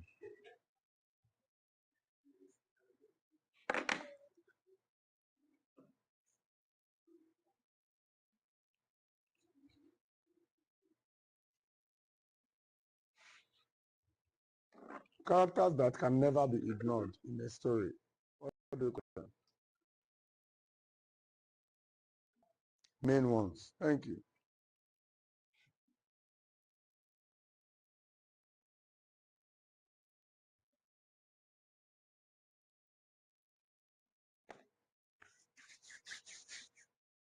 A poem presented as a song is what?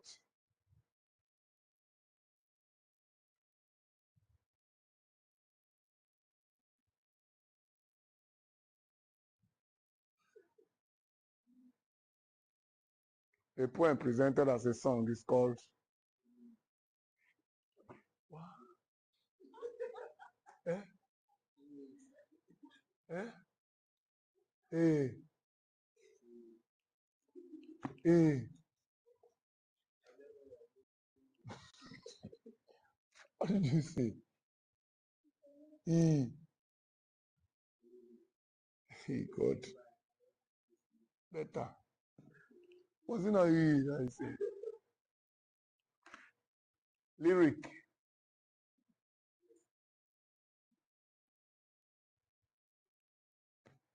The last stage in the plot of a story.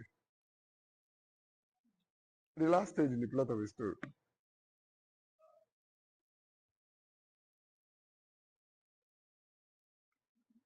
When all the conflicts have been resolved.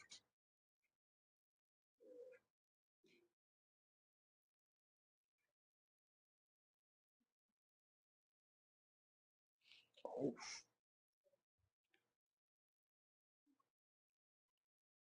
Ah.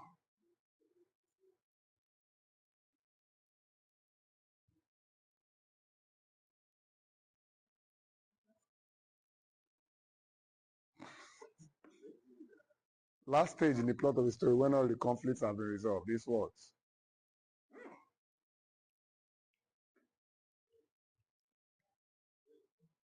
Anybody that gets down. Ah.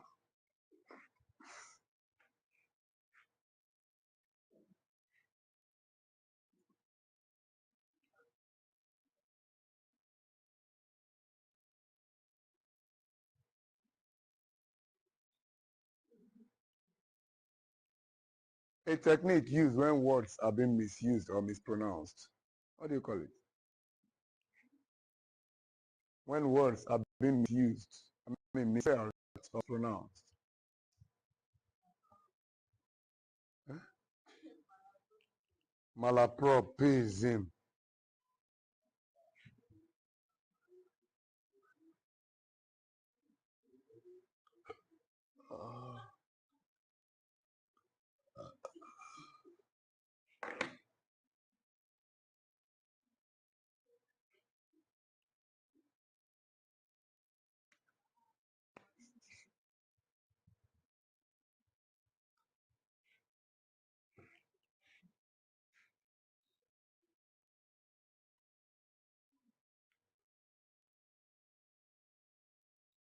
An oral form of literature that tells stories of the supernatural, cultural values, and others is what?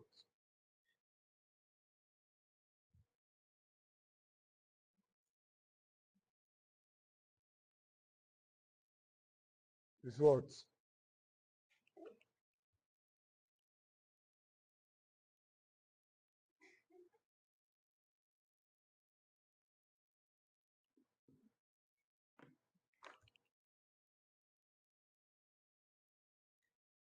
Hmm? Is what? Eh? Milk. Uh-huh. Meat. Milk. Mute. Is what?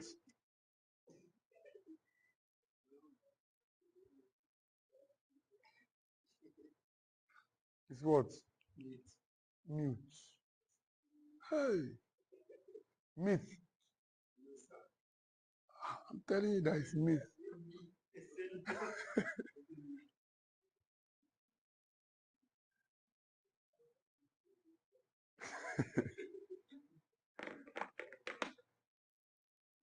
A dynamic character is also called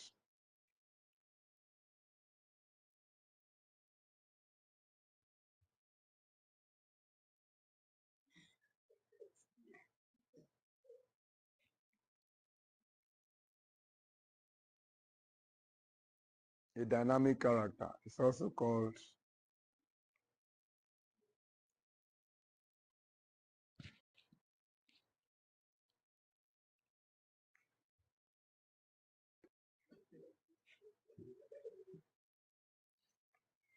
If you like,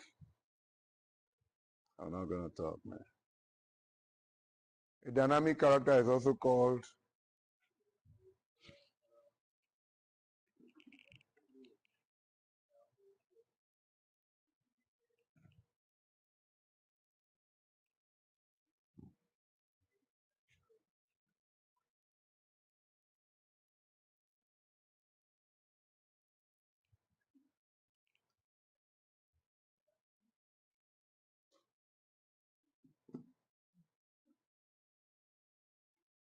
it's wasting our time. Eh? Round character, thank you.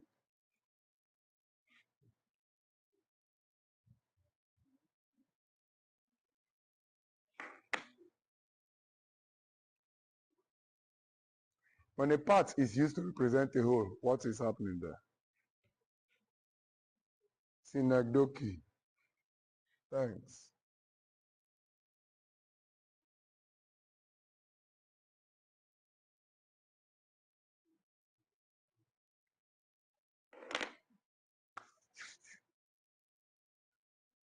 A work of art that is designed to ridicule, to mock, in order for correction to be made. What do you call it? A work of art that is designed to ridicule and mock that is the evils in the society for correction to be made. Hmm? Hmm? Satire. Sati. S-O. Satire.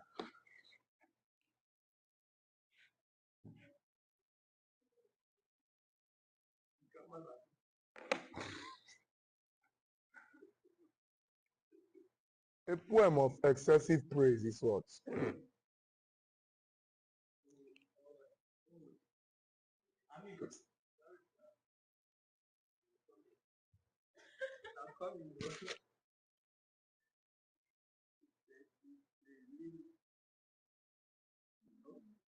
Wasting my time.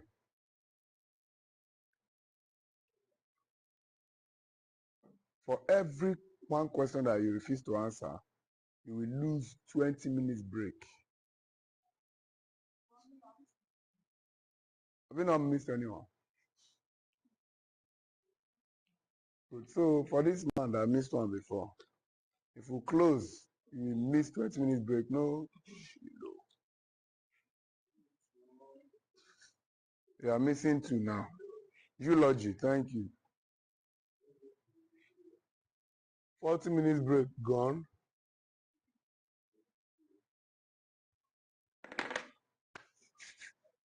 A poem used to address a subject with some elements of praise.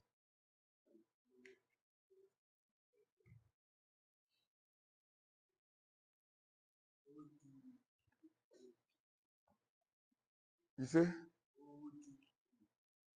Old. Old or young? Which one? Old. Old.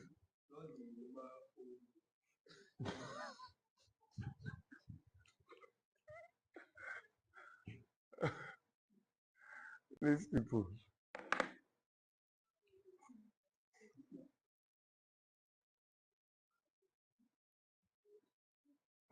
Okay. A poem written to mourn the dead.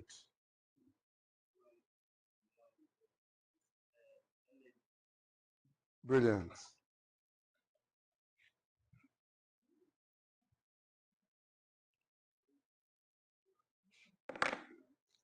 A heroic or epic poem that is written in a mockery form. Mock heroic.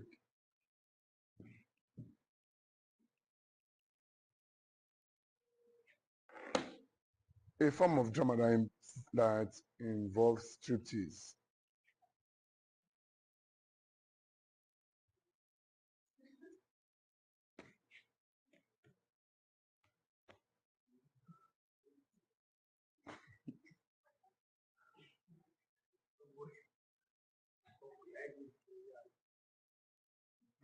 Just don't spell it, just say it.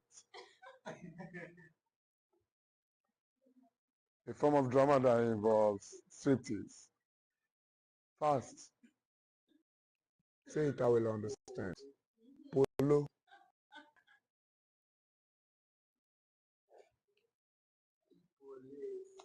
Whoa, beautiful. Burlesque. Yeah.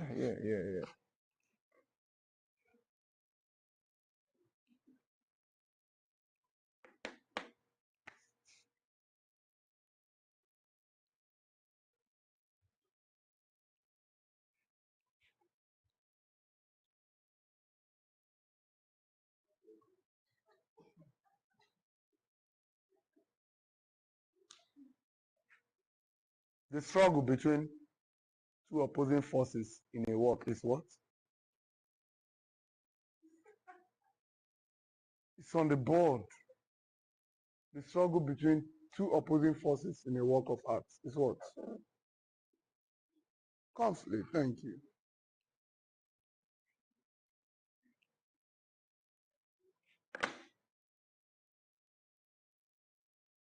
The conversation between people, between characters. Huh? Dialogue.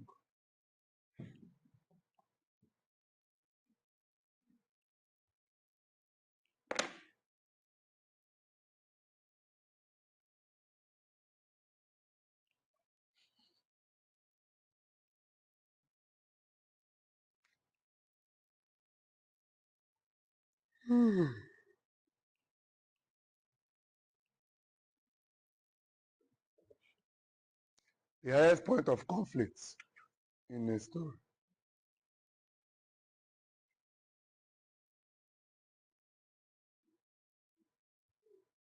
Hmm?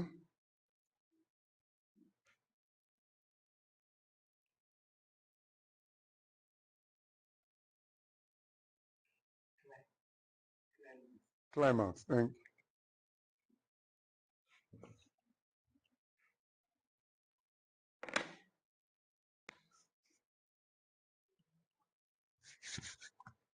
An unimportant character whose absence cannot affect a story is what? Pastora.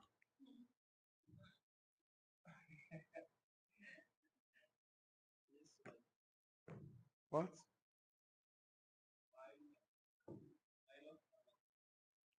In-law. Okay. I thought you said your in-law. I thought you said my in-law.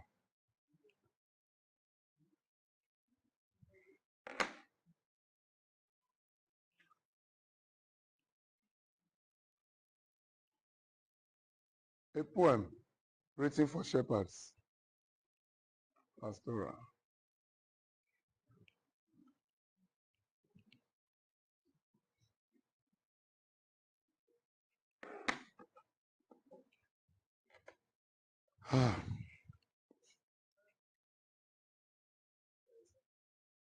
Sorry for yourself.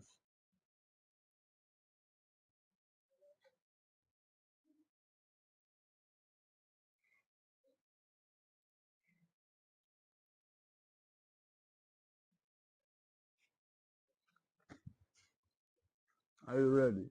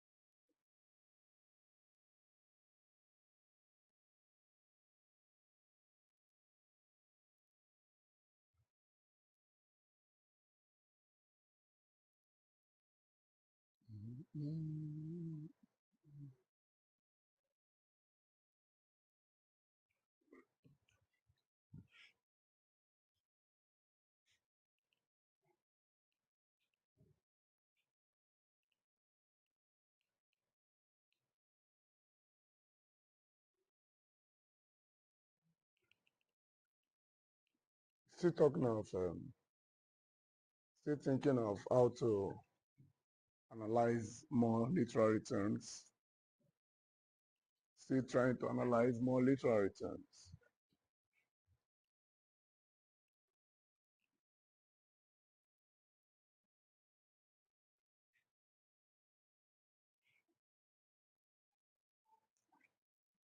Let's begin with scenery.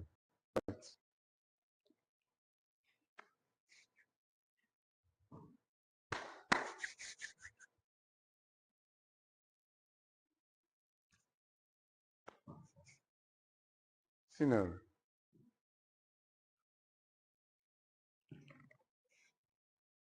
In literature,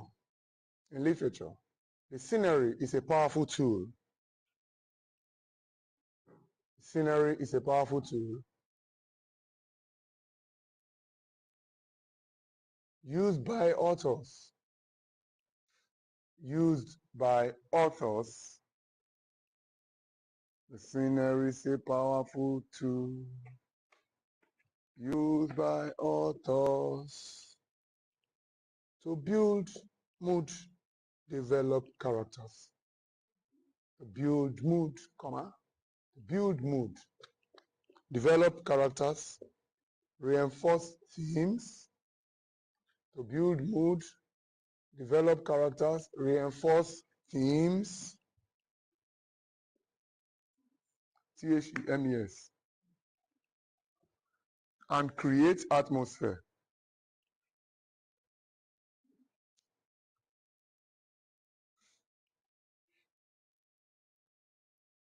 Reinforce themes and create atmosphere,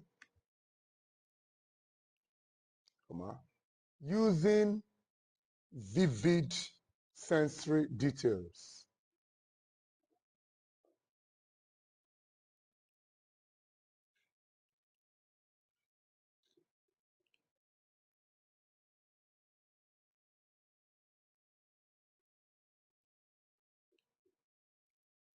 Using vivid sensory details, metaphors and specific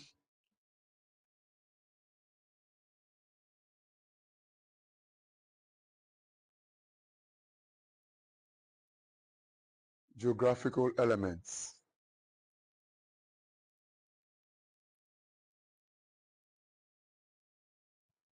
Geographical elements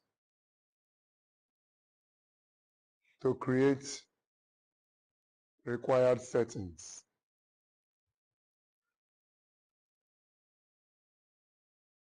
Create required settings.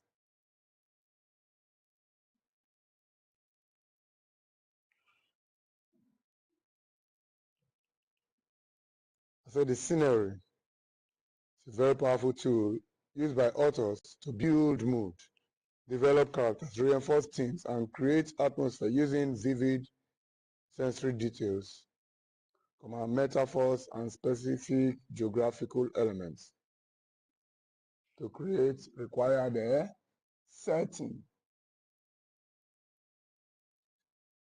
To create required setting.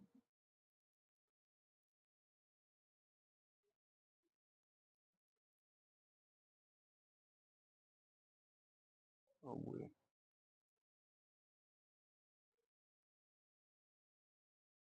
To create required settings. So stop.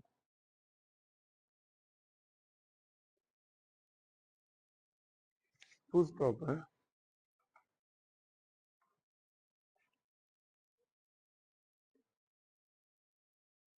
Syntax.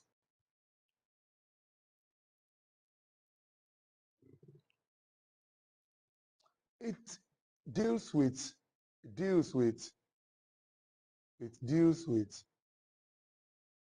how authors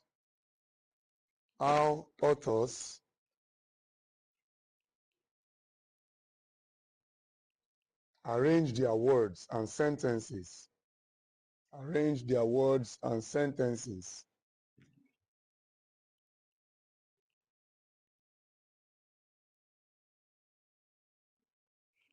Arrange their words and sentences to create special effects. To create special effects. To create special effects, meaning or syntax deals with how your words are arranged for beauty in your work. Deals with how words are specially arranged to enhance beauty in a work of art.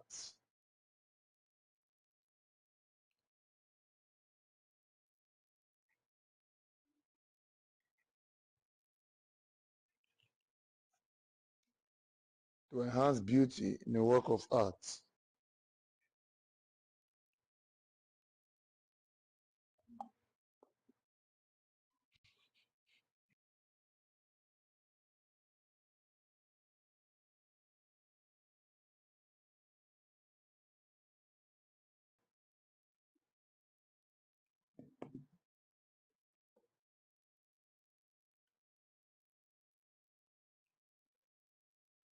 Drama.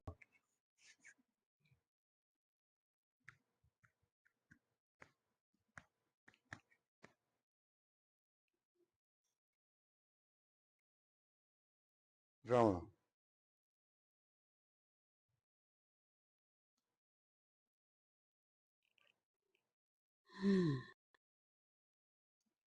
You know drama now. It is the impersonation, imitation, and present.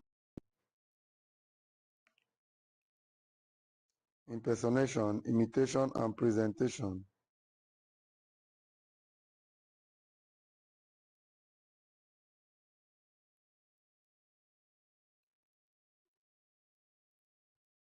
Impersonation, imitation, and presentation of people's character on stage for the audience.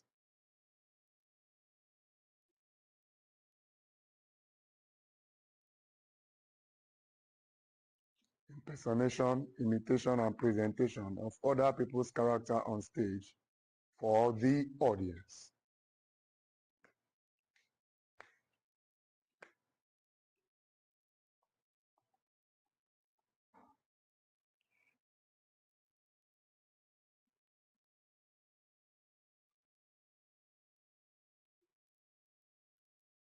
Prose. Prose. It's a narrative genre of literature.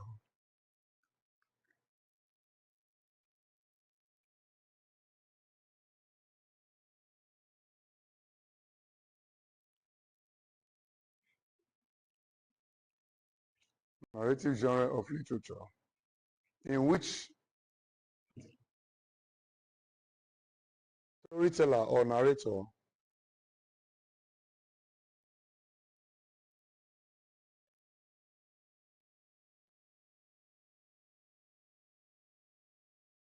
storyteller or narrator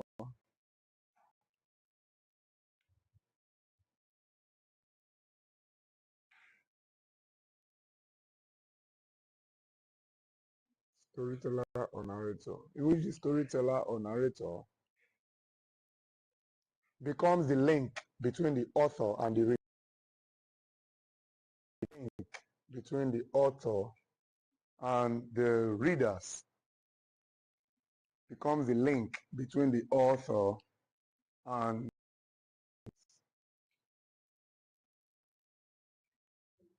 becomes the link between the author and the readers, in which the storyteller or narrator becomes the author and the readers. You get that? So in prose, they come out on stage and perform it. But in prose, the author has a story to tell. So bold to tell us what the author has written down, to tell us the mind of the author. What?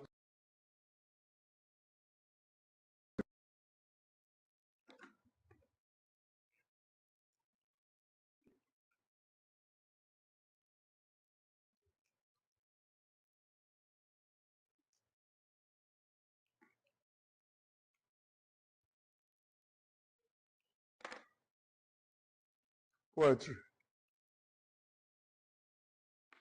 It is the use of condensed language.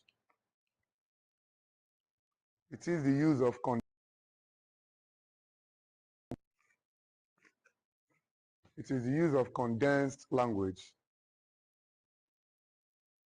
to express one's self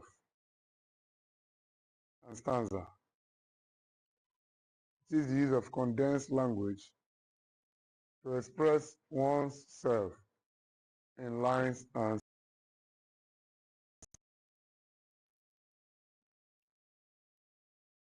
it is the use of condensed language to express one's self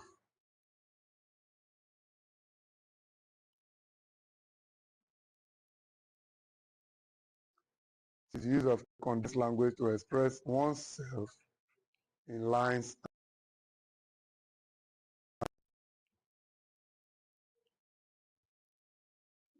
It is the use of condensed language to express oneself in lines and stanzas. Full stop.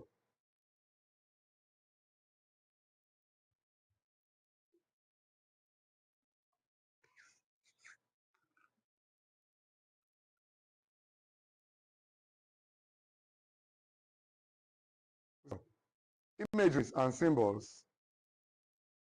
Imageries and symbols.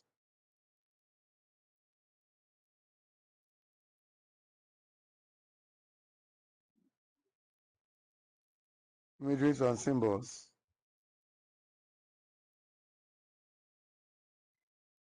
are also used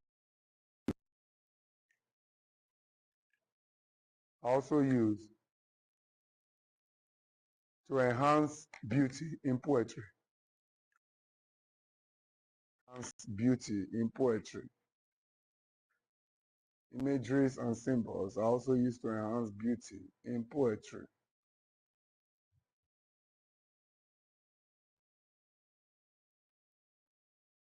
They are also used to enhance beauty in poetry. Full stop.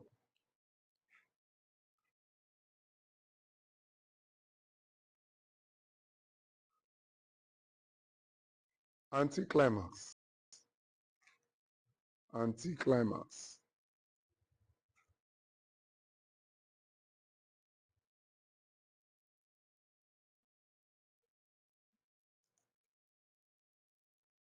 Anticlimax.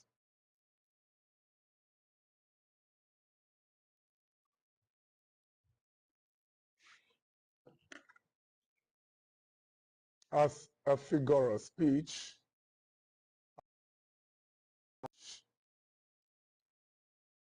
this device is used as a figure of speech. This device is used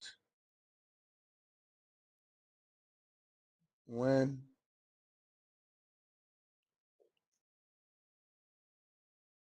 are presented in descending order. You won't write now, later be telling me. It's a figure of descending order.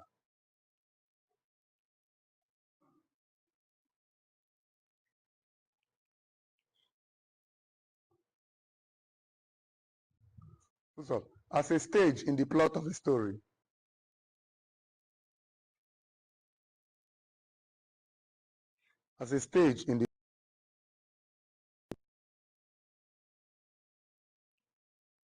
As a stage in the plot of a story, comma,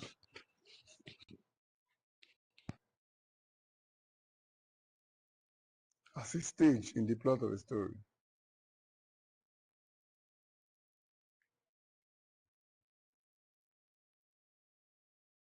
In the plot of a story, comma.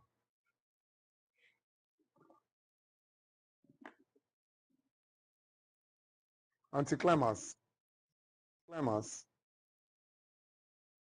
is referred to as the turning point.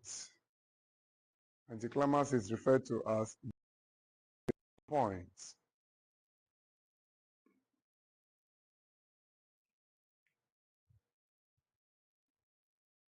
referred to as the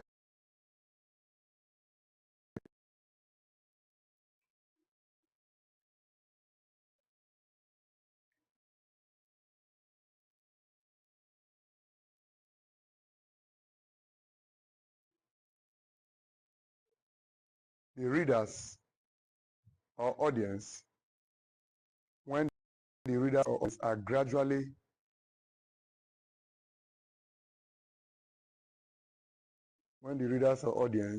gradually being B-I-N-G, gradually being relieved.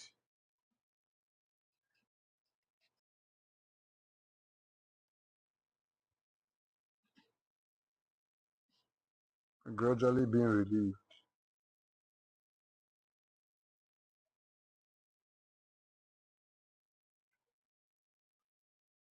The next one is, okay,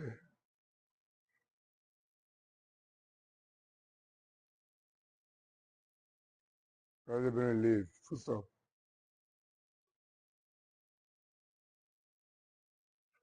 Next one,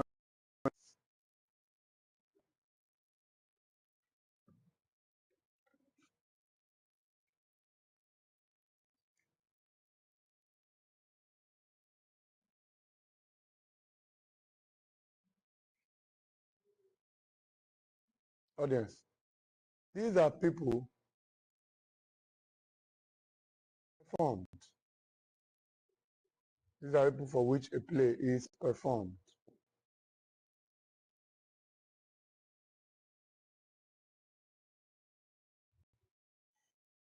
These are people for which a play is performed.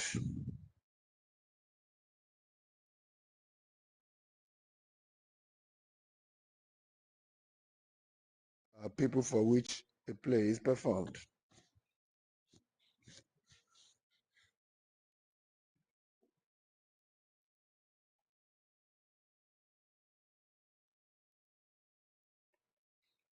To assess the characters. To assess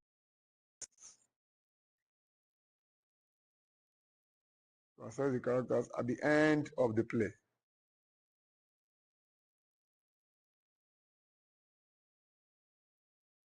To assess the characters at the end of the play.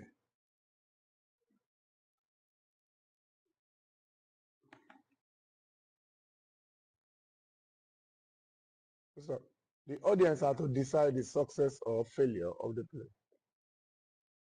The audience are to decide the success or failure of the play.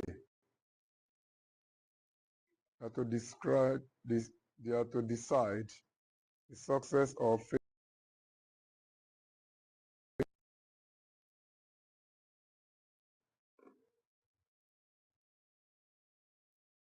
Decide the success or failure of the play.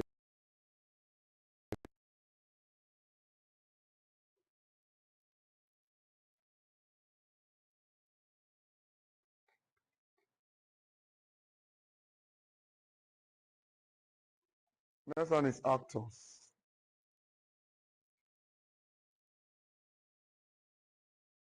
Actors.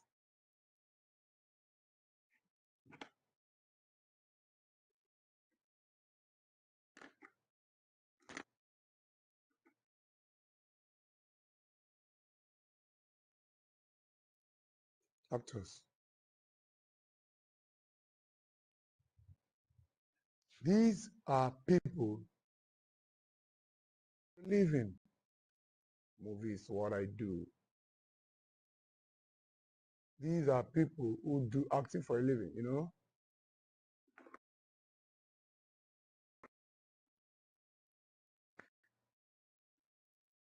These are people who do acting for a living.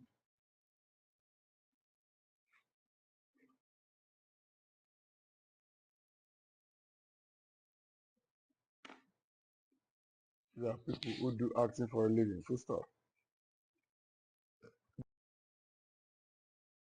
In a play, they assume the role of the characters in a play.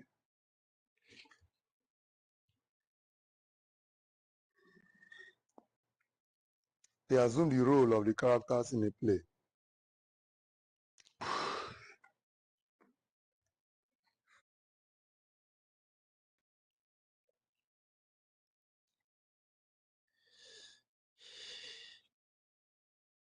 They assume the role of the characters in a play.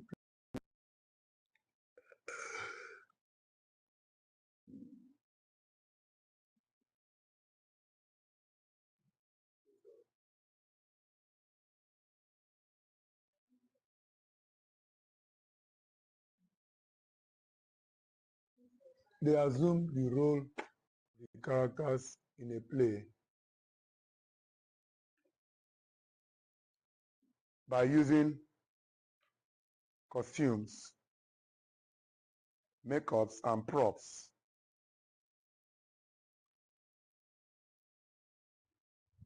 By using costumes, makeups, and props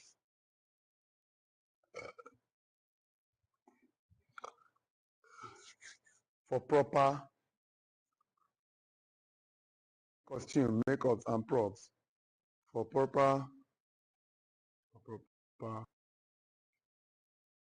impersonation. Impersonation.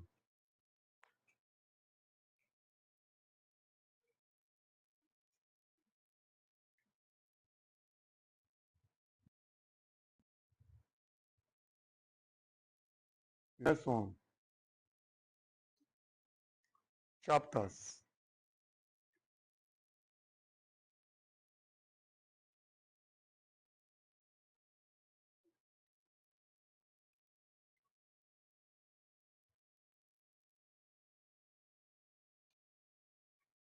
It is the division of a prose work.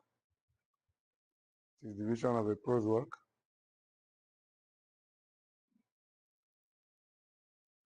It is the division of a prose work.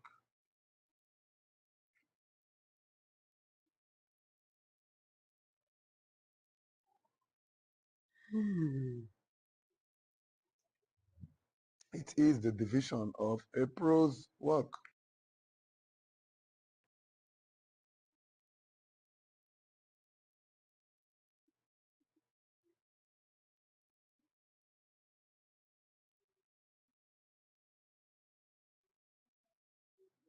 It is the division of a prose work, which is further divided into paragraphs.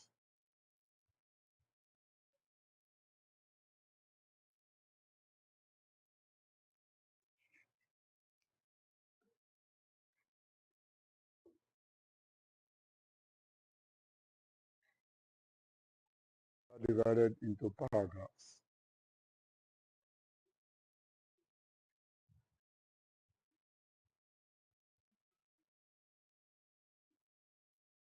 Which is further divided into paragraphs.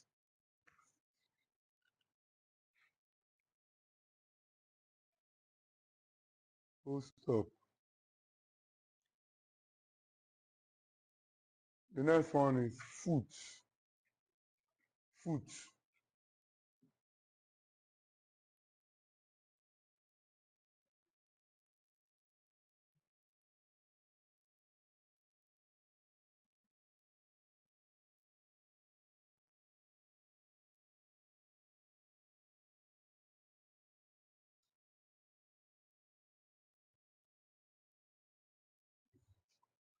Foot.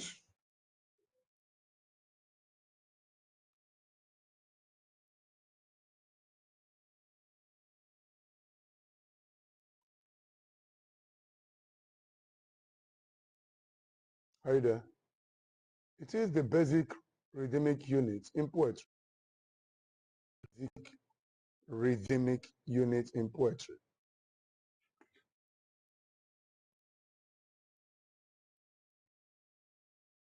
The basic rhythmic unit in poetry, which involves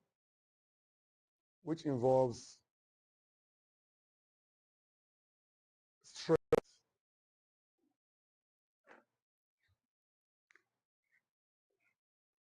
stressed,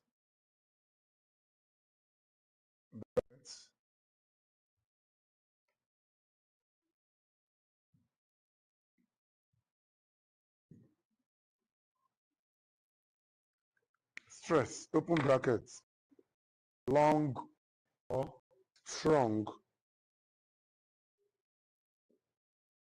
which was stressed in brackets, long or strong syllables. And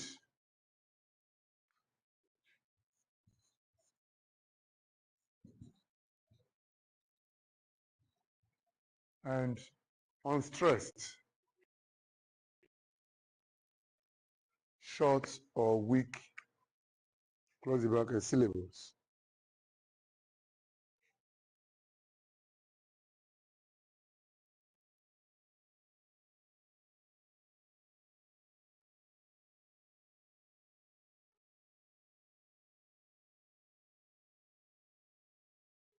Hmm?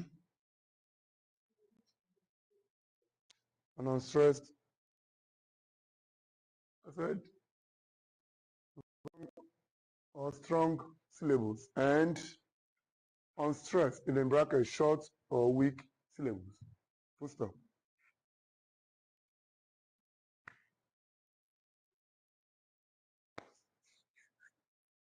Stress, in bracket, short or weak syllables. Bracket and put full stop.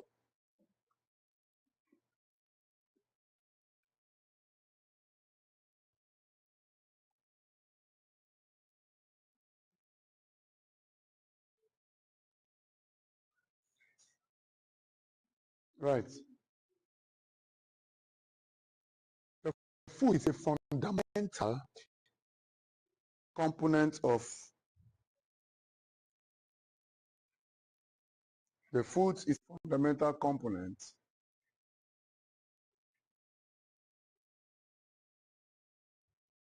of poetic meter. Food is a fundamental component of poetic meter. The food is a fundamental component of poetic meter. The food is a fundamental component of poetic meter.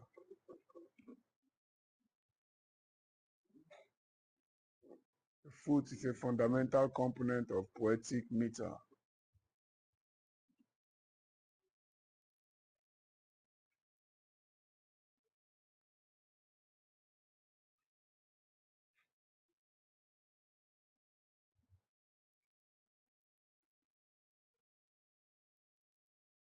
Fundamental component of poetic meter. Full stop.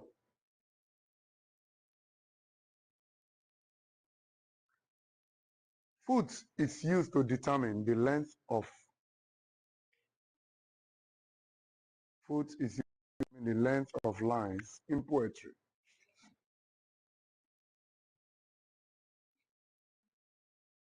Foot is used to determine the length of lines in poetry.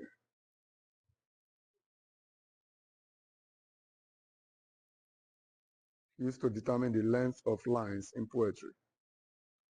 First of all, it should be understood that that it should be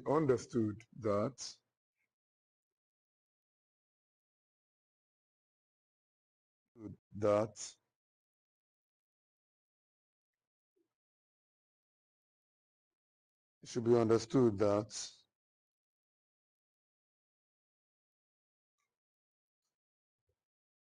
it should be understood that a foot should syllables. A foot should possess either 2 or 3 syllables. A foot should possess either 2 or 3 syllables. A foot should possess either 2 or 3 syllables.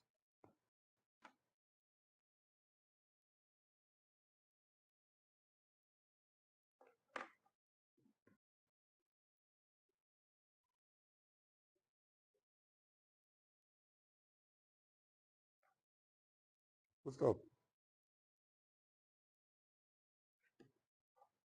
The next one is trochaic. Trochaic.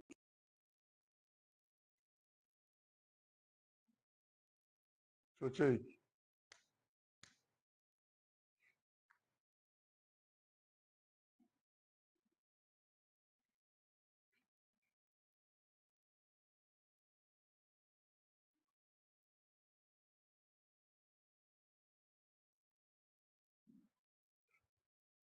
Yes, sir.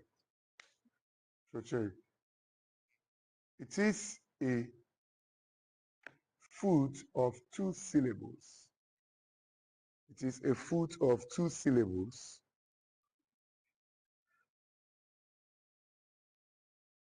It is a food of two syllables.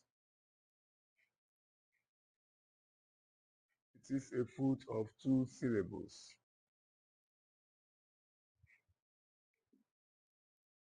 In which in which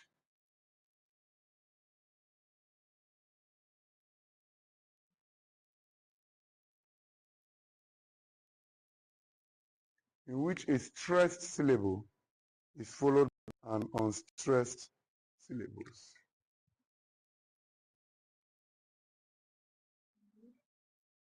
In which a stressed syllable is followed by an unstressed syllable.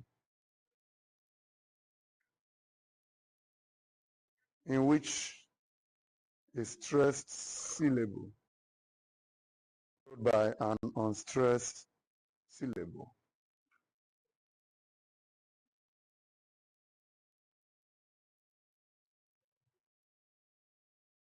In which a stressed syllable followed by an unstressed syllable.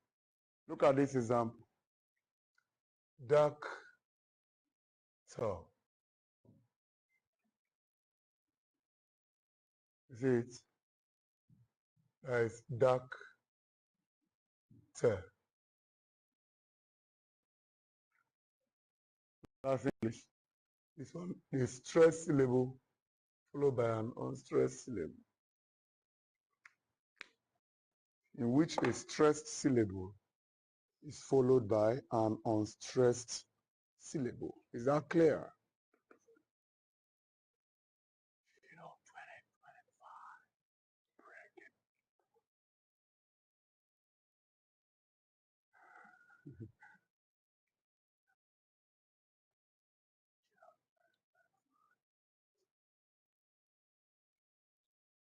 All right.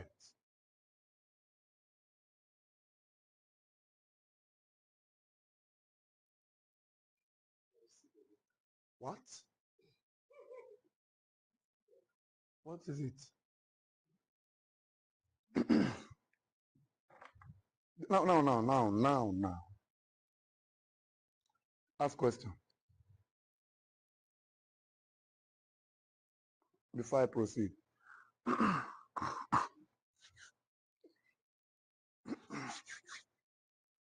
Ask question. Ask question. Uh, 11/7. Ask question.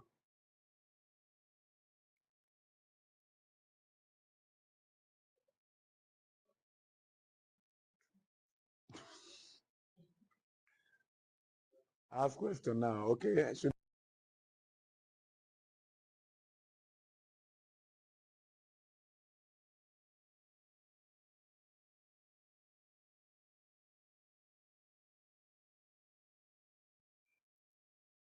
Yeah.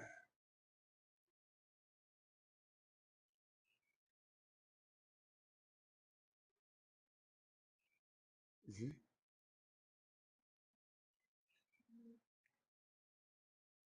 See?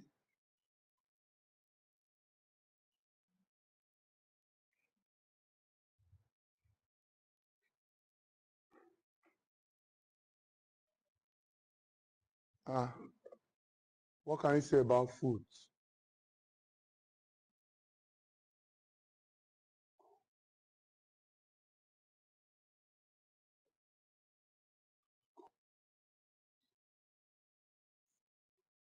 Okay, no problem.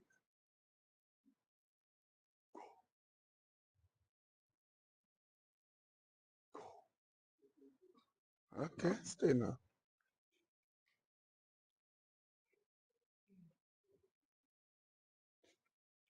What can you say about food?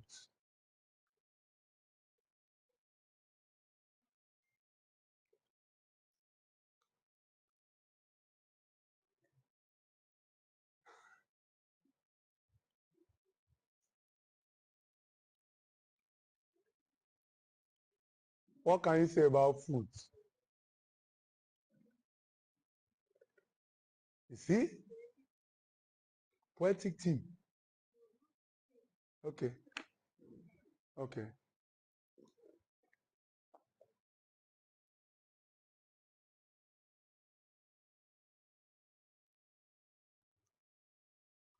The next one, since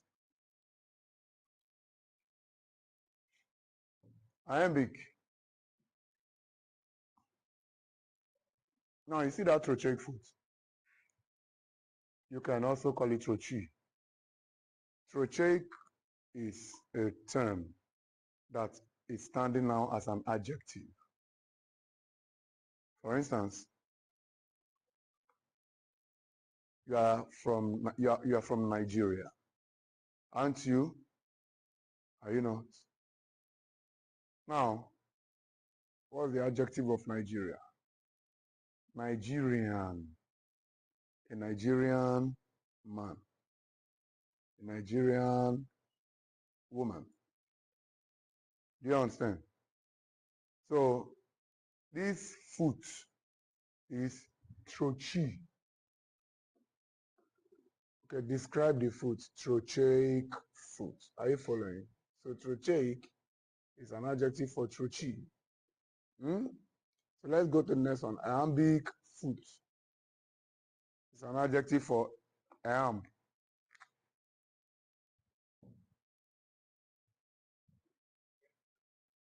You see it? Iambic foot.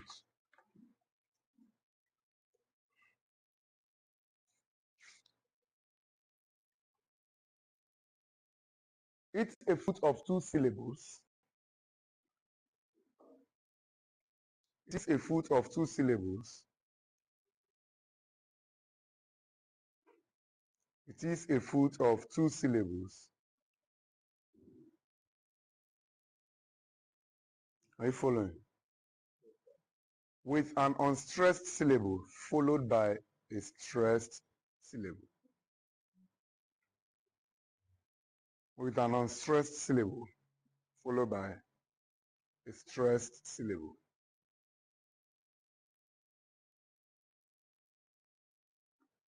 With an unstressed syllable followed by a stressed syllable. An unstressed syllable followed by a stressed syllable. God, since 3 o'clock. With an unstressed syllable followed by a stressed syllable.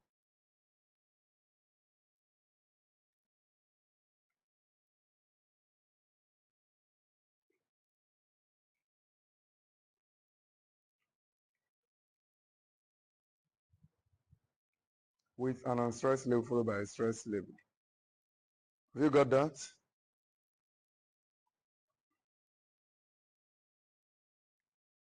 I think that one is this.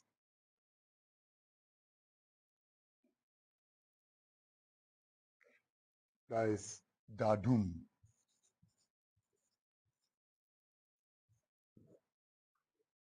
That is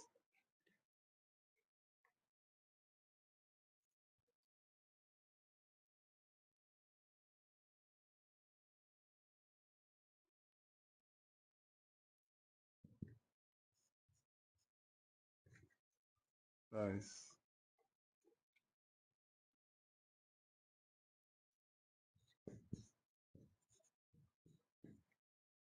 return. You see that? You know what we mean by all these things? That is when you stress a syllable, that means you apply a kind of, you lay emphasis on that syllable during pronunciation. That part that you pronounce, you apply more strength to it. For instance, doctor, return. It's a law. In English, a noun with two syllables, a noun of two syllables has the stress on the left hand side, on the right, on the first syllable. A verb of two syllables has the stress on the right syllable. That's what you are seeing here.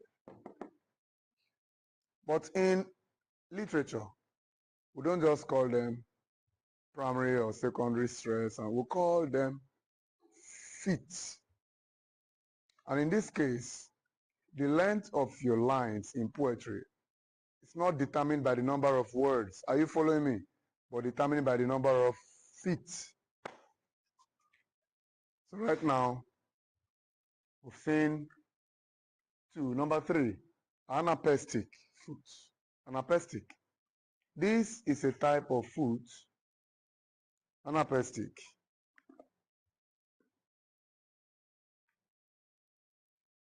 This is a type of foot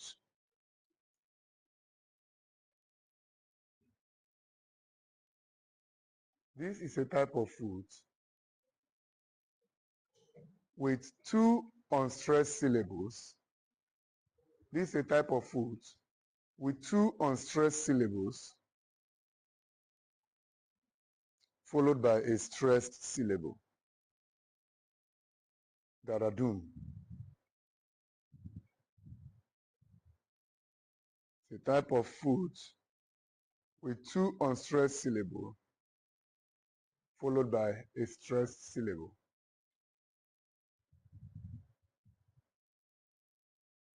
With two unstressed syllables followed by a stressed syllable.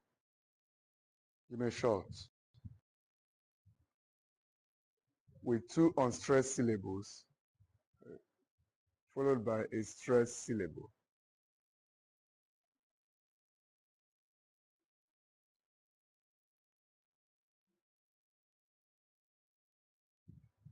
With two unstressed syllables followed by a stressed syllable.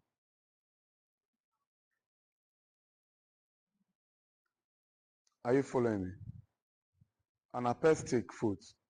You can also call it an anapest. You understand? Here, we have two unstressed syllables followed by a stressed syllable. Is that clear? All right. The next one is dactylic foot. Is that not what we have there? You see that anapestic foot, you can call it anapest. Dactylic foot. Dactylic foot. This is a foot of three syllables.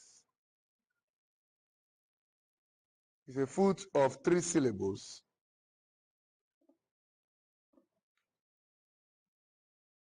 A foot of three syllables in which a strong syllable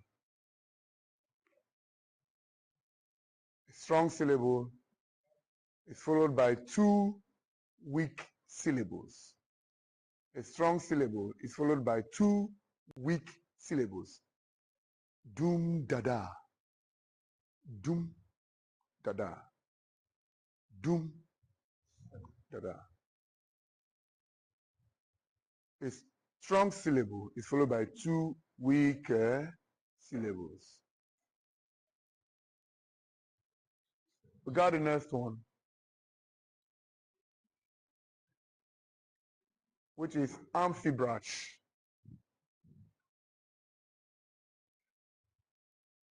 Amphibrach.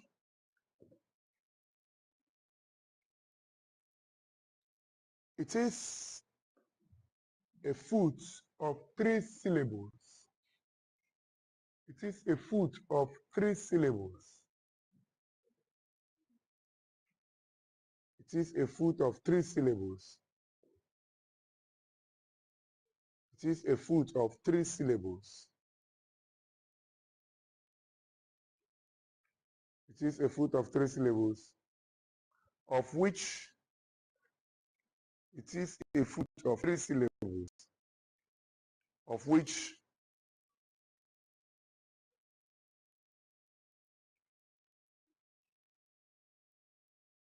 an unstressed syllable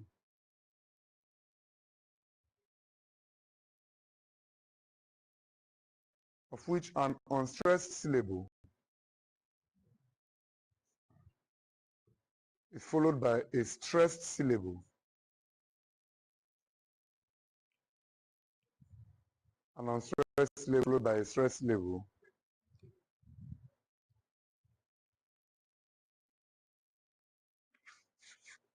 And a final unstressed syllable. And a final unstressed syllable.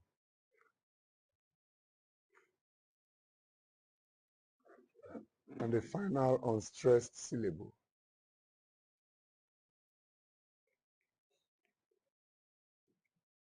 That is da doom da. Da doom da. Da doom da. The next one is amphimesa. Amphimesa.